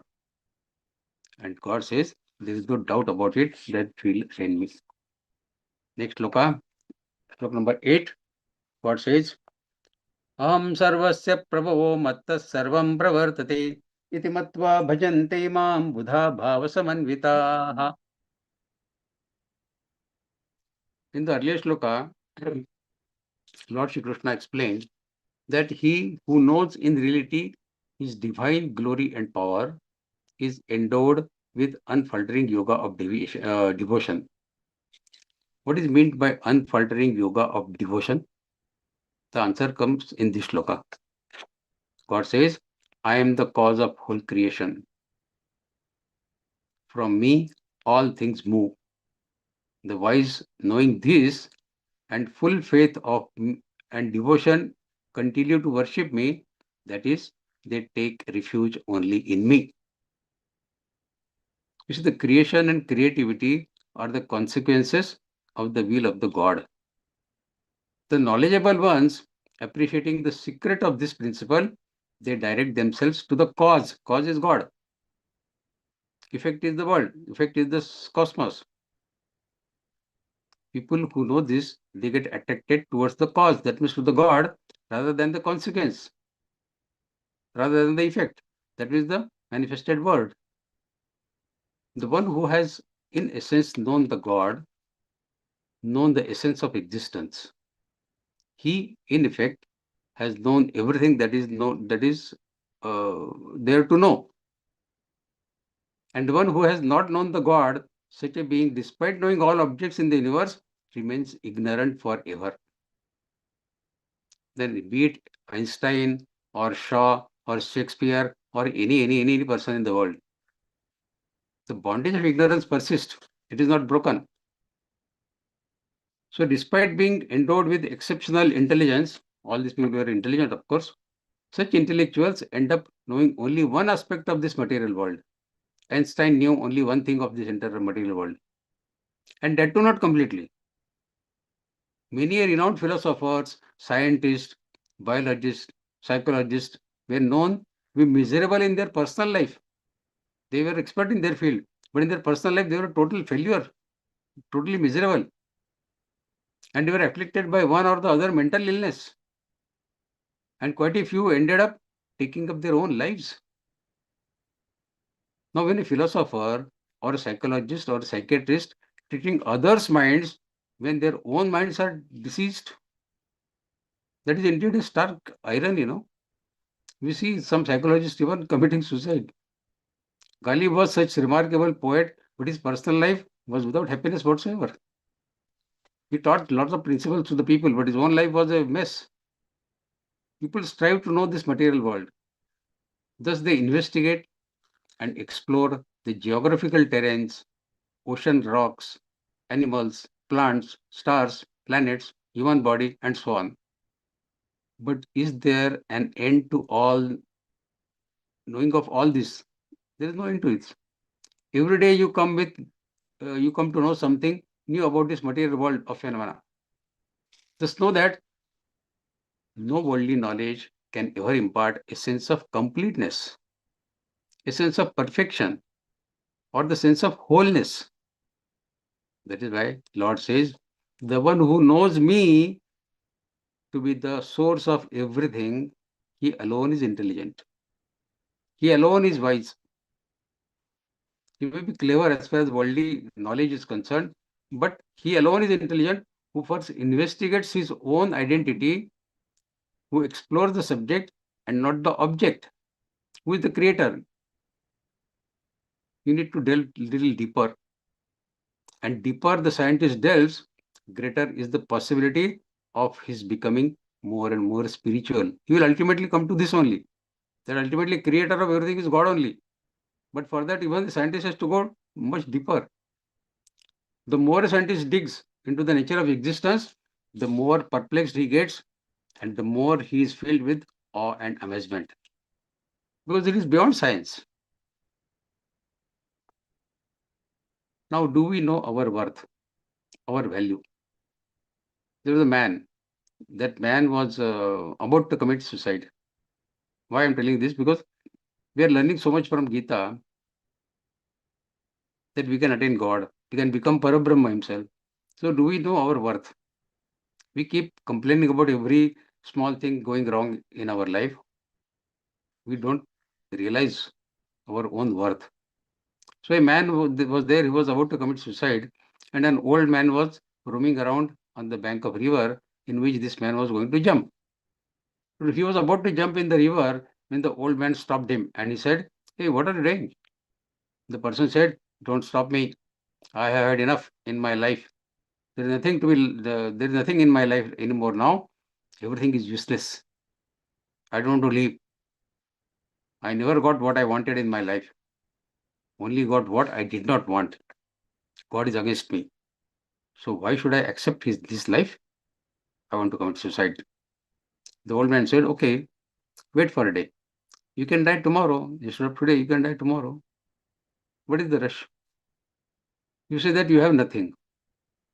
So then what difference will one day make for you? Do it tomorrow." You said nothing. It will make no difference to me. If I had nothing, why should I come to die then? If I had something in my hand, then why should I commit suicide? I have nothing. Then the old man said, "You come with me. My friend is a great doctor. I want to introduce you to him. Once you meet him, your life will change. You can die tomorrow after knowing. Instead of today, you die tomorrow, but meet my friend who is a doctor. It won't make any difference to you if you live for one more day. Anyway, you said you have nothing. So live for one more day, that's all." The man could not refuse to this old man. He went with him to meet that doctor. The old man said something in the ear of his doctor friend, and the doctor said to this man who was going to commit suicide, "I will give you 1 lakh of rupees." That man only heard this and did not know what the old man had said in his ears. The old man went to the man and said in his ears, "The doctor is ready to buy both of your eyes for 1 lakh of rupees. Do you want to sell your eyes?" The man shouted, "What do you mean? Sell my eyes for 1 lakh of rupees? Even if I get 10 lakhs, I will not sell my eyes." So the old man went back to doctor. Again he came and said, "Okay, he will give you 11 lakhs. The man said, "Are you crazy? I don't want to do this deal. Why would I sell my eyes?" The old man says, "Will you sell your ears, your nose? That this doctor is ready to buy everything that you have. He is ready to pay whatever price you are asking for it." This man said, "No, I don't want to do any such deal. Why will I sell?" The old man said, "Just see, you are not ready to sell your eyes even for 11 lakhs of rupees, and last night you were going to die and said that I have nothing. When your life is meaningless, so what is the harm in selling your body parts?" The man was stunned in silence. He did not have any words. Today he had come to know the real value of his life. That God has given this body which is beyond any value, valueless. So we cannot, in Ashtavakra Mahagita, it is said that we cannot see what we have got. Just think of our eyes. What a miracle it is. The eye is made of skin, a part of skin itself. But the eyes can see how far-sighted it is. The impossible has become possible because of our eyes. These ears, they hear the music, the chirping of birds, the murmur of winds, the roar of ocean. These ears are made of only skin and bone. But see the miracle. So who has given the power to eyes to see? Who has given the power to ears to hear? It is such a great miracle that we are. Can we imagine a greater miracle than this? The lamp of consciousness is lit in this body of bone, flesh, and marrow. Just think of the value of this lamp of consciousness. Our body is valueless. This will be as much suffering, there will be as much suffering in our life as we want. As much as we see how much we have got without asking. The remarkable has rained down on us, but we don't realize it for no reason. What have we earned? What was our income due to which we got this life?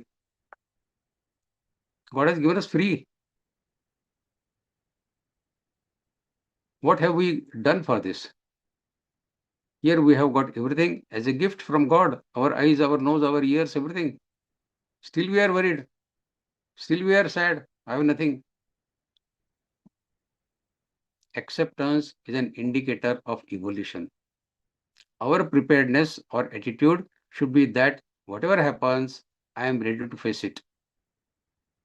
When we learn to accept and love, then every aspect of our life begins to flourish. So this is what we have to learn. Next sloka, 9th. Macchitta madgata prana bodhayantah parasparam kathayantascha manyityan tushanti charamanti cho. Now the Lord mentions the way of worship of those devotees. With their minds fixed on me, Macchitta madgata prana. With their minds fixed on me, with their lives surrendered to me, enlightening each other about my excellences and greatness, and ever speaking of me, they always remain contented and delighted with me. This is the word-to-word meaning. Now here, the Lord is describing the lifestyle of jnanis, of wise people, how they lead their lives, what they do in their lives. Foremost is that their minds always abide in the Lord. Their minds do not wander here and there. Instead, steadfastly abide in me. This is what Sri Krishna says. Furthermore, they offer their prana to the Lord. Madgata prana. In brief, it means yogi establishing his prana at the midpoint between the eyebrows, equalizing incoming and outgoing breaths. What we learn in 6th Adhyay, we can refer to this in 6th Adhyay. So that means our prana, our breathing is also for him. The topic of conversation for this, for the wise people, I mean, the Lord says, is always the Supreme Parabrahma, the eternal divinity. See, the company you keep speaks volumes about yourself, what company you are in. Thus, you won't find a sannyasi on an alcoholic or on a womanizer's list of friends. Why will make friendship with sannyasi? As we know, a man is defined by the company he keeps. So your habits, your tastes, your opinions are greatly influenced by the people you keep your friendship with. Sri Krishna says, the wise keep the company of like-minded people. That is, those who are as spiritually inclined keep the company of the people who are equally spiritually inclined like them. And what they do when they meet, when they get together, they talk about God. They converse about Parabrahma. They relish singing glories of the Lord. They talk about the mind, about the meditation. They inquire about the other state of mind and motivation each other to be focused, how they are focusing in their practices. And where do we stand? When we meet others, what we do?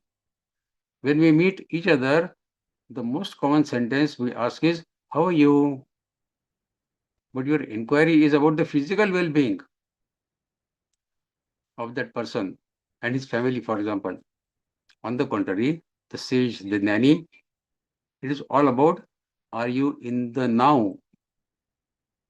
How is your present moment? They are not inquiring about the body. For he knows that if someone is abiding in now, at present, then it reflects that he is aware. आपको पता है आपके पास कितना समय निकल गया है और कितना बाकी है. Are you living in now? And when one is aware, everything is fine. So, see where you stand or where we all stand. And remember, if you are free from God, you cannot find even, you are not giving a proper reply by saying, I am fine. If you don't know God, then you are really not fine. You may reply, fine, I am fine. But if you don't know God, you are really not fine. Shri Krishna says, wise befriend the wise. And they derive great delight from their topic of conversation, which is always centered on God, on the divinity. So, Machitta Madhutta Prana, Bodhayanta Parasparam, Kathayanta Shima Nityam, Tushyanti Cha, Ramanti Cha. We will take one more slok and close the session for the day. Slok number 10. Tesham satati yuktanam bhajadam prītipurvakam tadami buddhi yogantai yena mam upayanti te. What says further? Now, by explaining the way of worshipping the devotees in previous slokas, now in the next two slokas, Shri Krishna explains how he responds to the devotional activities of his devotees. They are doing sadhana, but how God responds to their sadhana, that is what Shri Krishna says in this shloka and the next shloka. What does the God do? To those who are constantly devoted unto me with love and steadfast contemplation, Mananchintan, I bestow upon them the refined intelligence, Dadami Buddhi Yogantam, needed to know the essence of the ultimate reality. So I give them that Buddhi, Dadami. Dadami is to I give. And endowed with this highest knowledge, the Buddhi which I endow, the devotees come to me. Dadami Buddhi Yugantam Tenamam Upayantite. They come to me. So what is our job? We have to offer our devotion, love, surrender to God. God will give us the intellect. Using that intellect, we have to attain the God. We have to walk a few steps, at least a couple of steps. God will walk 10 steps for us. So long as the attachments and aversions persist, only the world appears and the Lord is not visible. In our life, attachments and aversions only persist. So we are not able to see the God. The Lord transcends the pair of opposites. He is beyond all this, favorable, unfavorable. As long as there are pairs of opposites in the form of attachments and aversions, two entities instead of one appear, either attraction or aversion. But when the duality is wiped out and attachments and aversions are removed from our mind, then nothing is seen behind the God. Beyond God, nothing. That means when equanimity of mind is attained, then no aversion, no attachment, everything is God. Everything is God. That is realized. Therefore, the Lord confers to his devotees this samata buddhi, intellect of equanimity. And we have learned in the second, samatma yoga uchyate. Samata is yogi. One who is following these principles of samatha is a yogi. But now, is it so easy to follow this samatha in our day-to-day life? Very difficult. Reading Gita is one way, understanding Gita is one way, but bringing it in life, we have to really work very hard. There's a small story about 1962 China-India war. There were two brothers in UP, Rajan and Abhishek. Abhishek, he used to do business, earning a lot of money. Rajan was in army. So in China war, this Rajan, he had attraction towards army since his childhood. So he had joined army. So he went to the war on Ladakh border in 1962 China war. His family was worried. Abhishek, his wife, they're worried. And then they said, come back safely, come back safely. A lot of attachment they had as brothers. 3 months passed.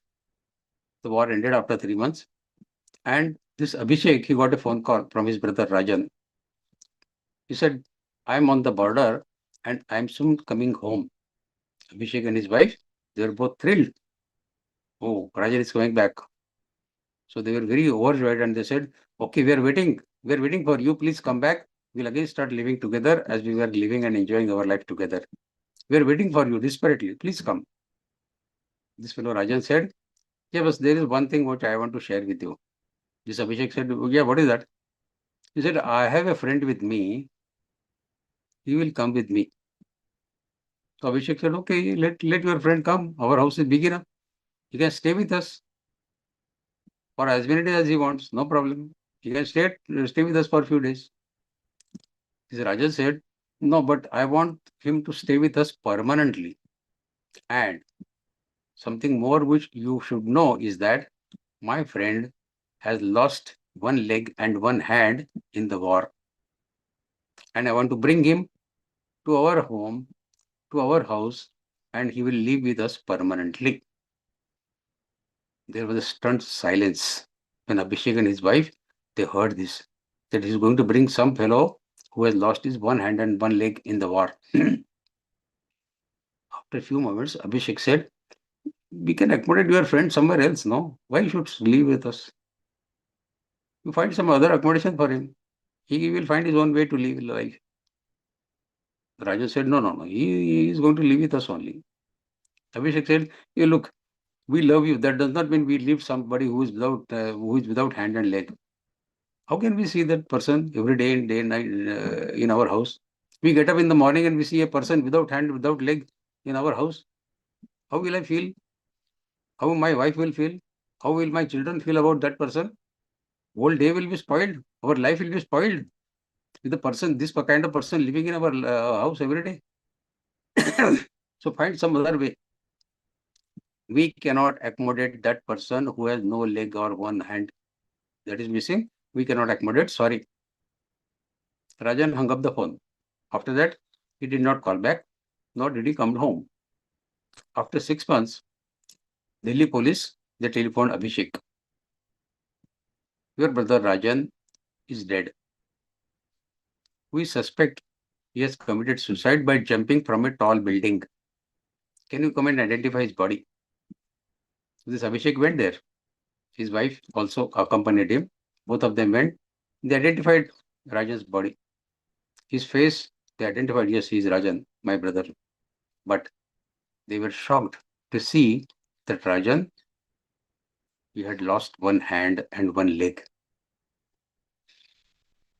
So he was talking about himself that I am coming. And when these people replied that we cannot accommodate a person with this kind of physical problems, one hand, one leg missing, that means to speak about equanimity, that everybody is equal, can we accommodate a person who is disabled like this with equanimity in our life?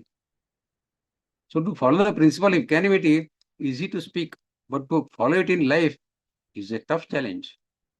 So when we read Gita, we have to make our mind very strong, and come what may, I will follow this principle of equanimity in my life. Whether I like or I don't like. Likes and dislikes are to be discarded when we follow the principle of equanimity. So Bhagavad Gita is to be read with this kind of feelings in our mind, with deep shraddha, with deep faith in Lord Krishna's words. Equanimity come what may, I will follow the path of equanimity. Because equanimity is the attribute of God. And as we follow the attributes of God, we go near to the God. And it helps us in attaining the God. If we are following some attributes which are contrary to the attributes of God, then we are going far away from God. How can we attain Him then? So every attribute that God explains in Bhagavad Gita, we have to see how we can follow it in our life. Can we control our sentiments? Can we remain equipoised in dvandva, sukha, dukkha, honor, dishonor? So we have to learn these techniques of living the life. Then only there is charm in learning Gita. You will get great satisfaction if we follow even one charan of Bhagavad Gita in our day-to-day life. Equanimity is one such principle which will take us close to the God. So can we decide that from today, I will not expect honor from anybody? If you're not expecting honor, then you will not be hurt if somebody is dishonoring you, isn't it? So there are techniques to follow the different attributes God is expecting in human beings. We have to think, we have to do our own contemplation. How can I follow this in my life? And then follow it. You will be a changed person in few months, definitely, guaranteedly. Okay, with this, Rick, we close the session for today, and now session is open for you to raise your questions. I again apologize for being late because of some problems here and there. So now the forum is open for you to ask your questions. Thank you very much, Bhaiya, for your kind knowledge and nicely explained Vibhuti Yoga. Now it is time of question and answer, but before it, I would like to tell you about our new L1 batches start from 5th September. So please tell your near and dear for registration. Bhaiya, now we can start question and answer session. Yeah, sure. Yes. Okay. So please raise your hand for if you are having any questions or any updating knowledge.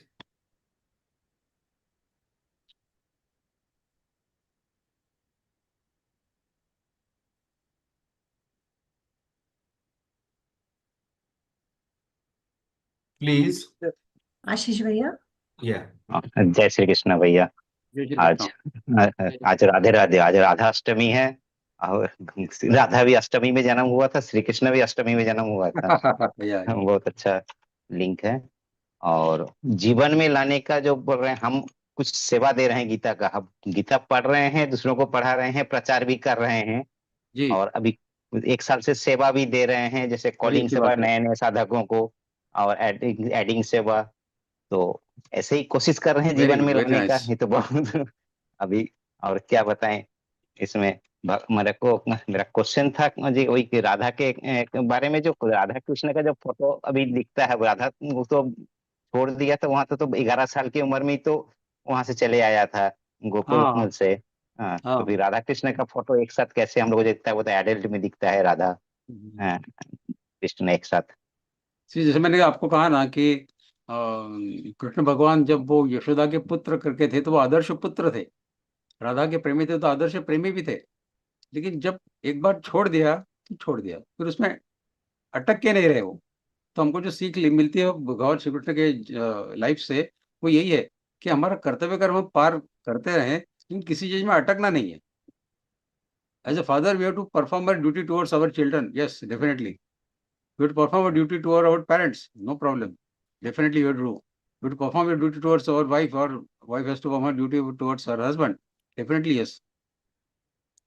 But don't get so deeply rooted in that you forget what you are and what is the ultimate objective of your life. अपने जीवन का उद्देश्य उसमें गुम नहीं हो जाना चाहिए. That we forget what we are and what is our ultimate objective. Our ultimate objective is to attain God. Our ultimate objective is to get moksha. By getting attached to this material world, are we getting closer to our objective or going away from our objective? We have seen that every attachment is putting you under karma bandha, bondage. So how can you clear up these bondages? There is only one way. Perform your karma without the sense of doership. That means without kartatva abhiman, and without expecting any return reward from your karma. That means no expectation of karma phala. I always say that you remove these two poisonous teeth of your karma. One is of kartutva abhiman and second is of karma phala expectation. Then your karma becomes nishkam karma. Your karma becomes akarma. And when it becomes akarma, your karma becomes bondageless. That is the way we have to learn from Gita, that every karma that we perform should be a karma. That means a karma which does not create bondage on us. So we do karma towards our family, towards our relatives, towards neighbors. We are staying in the society, in family. We have some expectations from everyone, from our child, that he should grow. That's in our on duty, in our karma. So there in our office, we accept some. Let me put on the light. It is quite dark now. Just a while. Wait okay, a minute. No problem. Yeah, no problem. So after that, yes, please. भैया का विष्णु सहस्त्र नाम भी मैं class कर लिया हूँ। भैया का 8-10 श्लोक था, वो सब मैं देख रहा था। मैंने श्लोक का मीनिंग बताए थे, 8-10 वीडियो है, वो सब भी मैं देखा हूँ। Very good. नहीं, वो बहुत अच्छा लगा। विष्णु सहस्त्र नाम मैं कंप्लीट कर लिया। तो ये तो अपना नौकरी भी जहाँ करते हैं तो अपना एक्सेप्टेशन तो रहता है। हाँ, सब कुछ का। Any other questions? K.K. Prasad ji, please unmute your. Jai Shri Krishna. Jai Shri Krishna. Can you hear me, sir? Yeah. Yeah, actually, my question is, as we understand, death comes to any person on completion of his karmas of this janma. Yes. Is accidental death is also due to on completion of karmas, if it is accidental death? Yes. Accidental death is also due to completion of karmas. Yeah. Everything that happens in our life is a result of our past karmas. Okay. We might have caused somebody's unexpected death in our past life, probably. We don't know. Because we don't know the balance sheet of our karmas of past lives. Nobody knows. We complain only when we get bad karma phala in this life. But do we know what karmas we have performed in our lives? Yeah, so we are not aware. We don't know our karmas. Past so it is karmas. wrong to blame God for everything bad that happens in our life. When everything good happens in our life, we rarely remember the God. When bad things happen, we say, what is this God? I am reading Gita every day and you are giving me this bad result of reading Gita or what? It is not reading Gita that giving you this bad result. It is the result of your past karmas. As I always say, there are 3 types of karmas. Kriyaman, karma phala, Kriyaman, Sanchit and Prarabdha. Kriyaman gives you the karma phala instantly. You do the karma and get the karma phala instantly. That is Kriyaman. Sanchit is you perform the karma phala keeps lying in your deposit. When that karma phala will fructify and come in front of you, you don't know. It is not in your hands. And when it comes in front of you, we call it prarabdha. So when we cannot find answer to any particular happening in our life, we say prarabdha. Because that is the result of our past karmas. So everybody is clueless. 10 students are passing the exam with excellent results. Only 1 gets selected in the job. Remaining 9 do not get. Why? Prarabdha. So everything that we start analyzing from this point of view, that it is God's will. We see that we read in today's shloka also that all these things emanate from God. Yash, apayash, sukha, dukkha, ahimsa, samdhatu, tapodhani, all this, they come from God only. So everything that comes to our way, we have to accept it as a prasad of God without complaining to the God. Then only we are real human beings, and then we know the God then.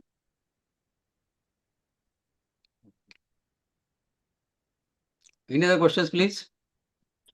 Thank you, sir. Yes, Hari Om. My question is about life after death, rebirth. So I have an instance in my family where when my father passed away and I had a dream, he came in a light form saying that I will be coming back to your home. Anyway, my youngest son is an exact replica of my father, and many times he mentions that, oh, I must have been your father in the last life. And I truly believe in my heart of hearts that he has come back, the soul has come back in my family. Is that possible, or is just um, my way of Imagination. thinking? Yes. See, it may happen. It may happen. It depends how strongly your father was attached to this family. When he left his life, he was deeply attached that I want to come back to this family only. And if his karmas justified that he again comes back to this family in the form of your son or your grandson, things are possible. The soul gets the body which is befitting to his past karmas.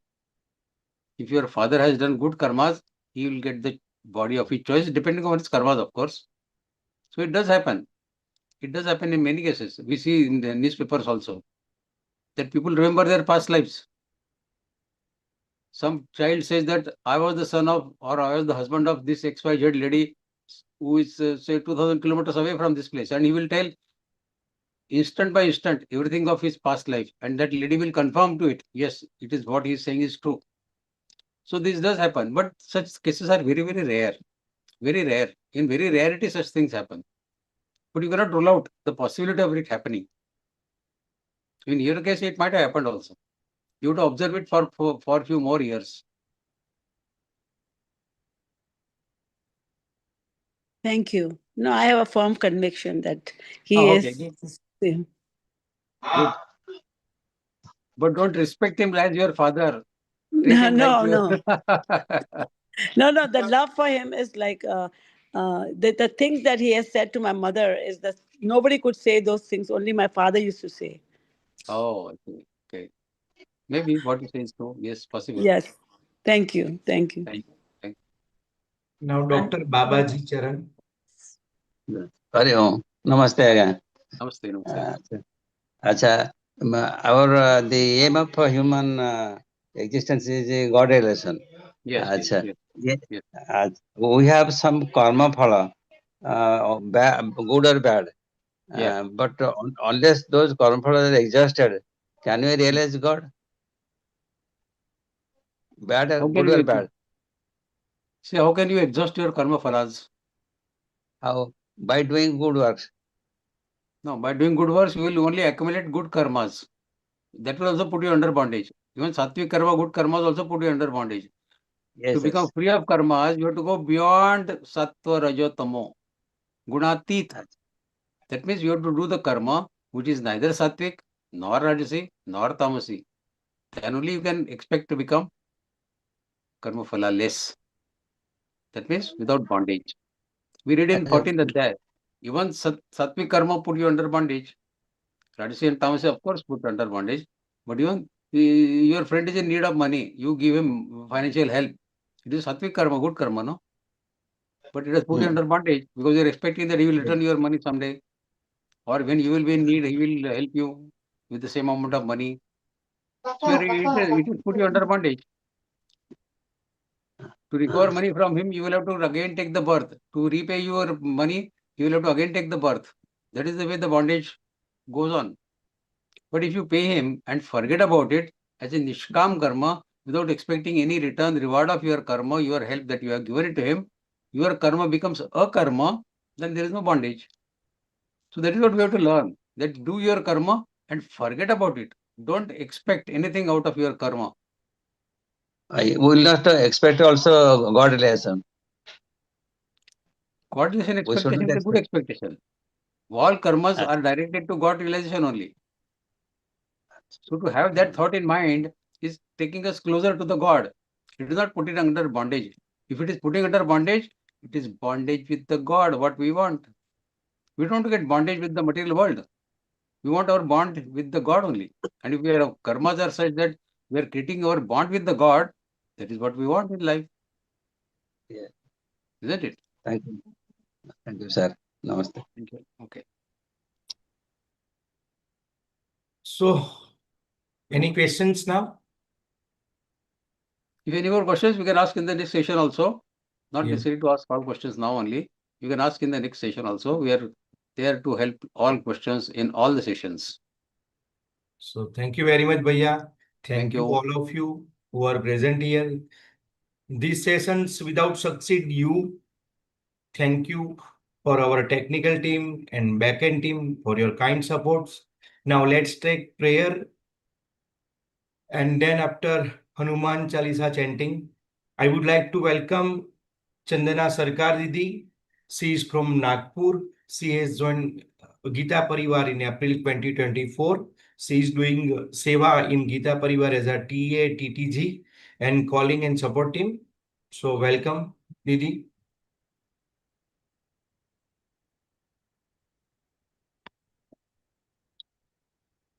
Chandana Sarkar Didi.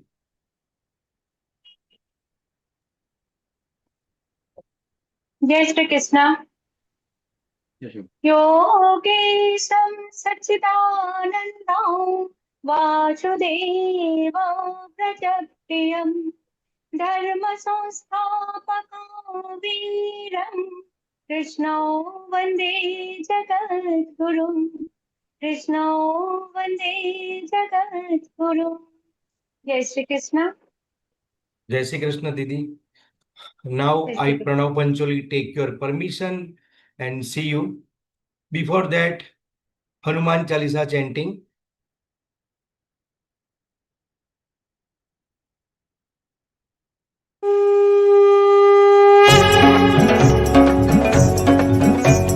Shri गुरु चरण सरोज रज निज मन मुकुर सुधारि बरन रघुबर बिमल जसु जो दायक फलचारि बुद्धिहीन तनु जानिके सुमिरौ पवन कुमार बल बुद्धि विद्या देहु मोहि हरहु कलेश विकार जय हनुमान ज्ञान गुण सागर जय कपीस तिहु लोक उजागर रामदूत अतुलित बल धामा अंजनी पुत्र पवन सुत नामा महावीर विक्रम बजरंगी कुमति निवार सुमति के संगी कंचन बरन विराज सुबेसा कानन कुंडल कुंचित केसा हाथ वज्र औ ध्वजा विराजय कांधे मूंज जनेऊ साजय शंकर सुवन केसरी नंदन तेज प्रताप महाजगवंदन विद्यावान गुणी अति चातुर राम काज करिबे को आतुर प्रभु चरित्र सुनिबे को रसिया राम लखन सीता मन बसिया सूक्ष्म रूप धरि सिंहि दिखावा विकट रूप धरि लंक जरावा भीम रूप धरि असुर सहारे रामचंद्र के काज सवारे लाय सजीवन लखन जियाए श्री रघुवीर हर्षि उर लाए रघुपति कीन्ही बहुत बड़ाई तुम मम प्रिय भरत ही सम भाई सहस बदन तुम रोज सगावै अस कहि श्रीपति कंठ लगावै सनकादिक ब्रह्मादि मुनीसा नारद सारद सहित अहिसा जम कुबेर दिक्पाल जहाते कवि कोविद कहि सके कहाते तुम उपकार सुग्रीव ही कीन्हा राम मिलाय राजपद दीना तुम्हरो मंत्र विभीषण माना लंकेश्वर भय सब जग जाना जुग सहस्र जो जन पर भानु लील्यो ताहि मधुर पल जानु प्रभु मुद्रिका मेलि मुख माहि जलधि लांघि गए अचरज नाहि दुर्गम काज जगत के जेते सुगम अनुग्रह तुमरे तेते राम दुआरे तुम रखवारे होत न आज्ञा बिनु पैसारे सब सुख लहै तुम्हारी सरना तुम रक्षक काहू को डरना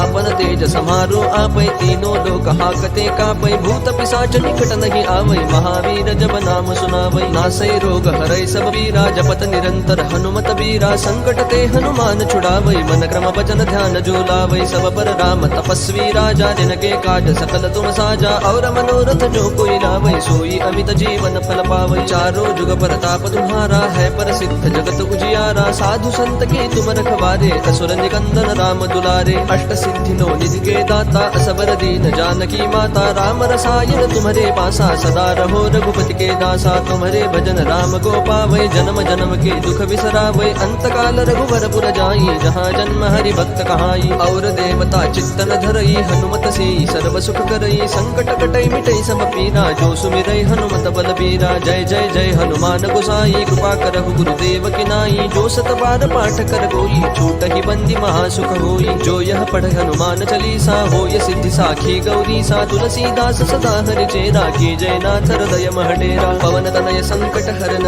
मंगल मूर्ति रूप राम लखन सीता सहित हृदय बसहु सुर भूप सियावर रामचंद्र की जय पवन सुत हनुमान की जय Jai Shri Krishna. Once again, thank you very much, all of you. Vikas Dada, thank you. We will meet in next session in next week. Till then, Jai Shri Krishna.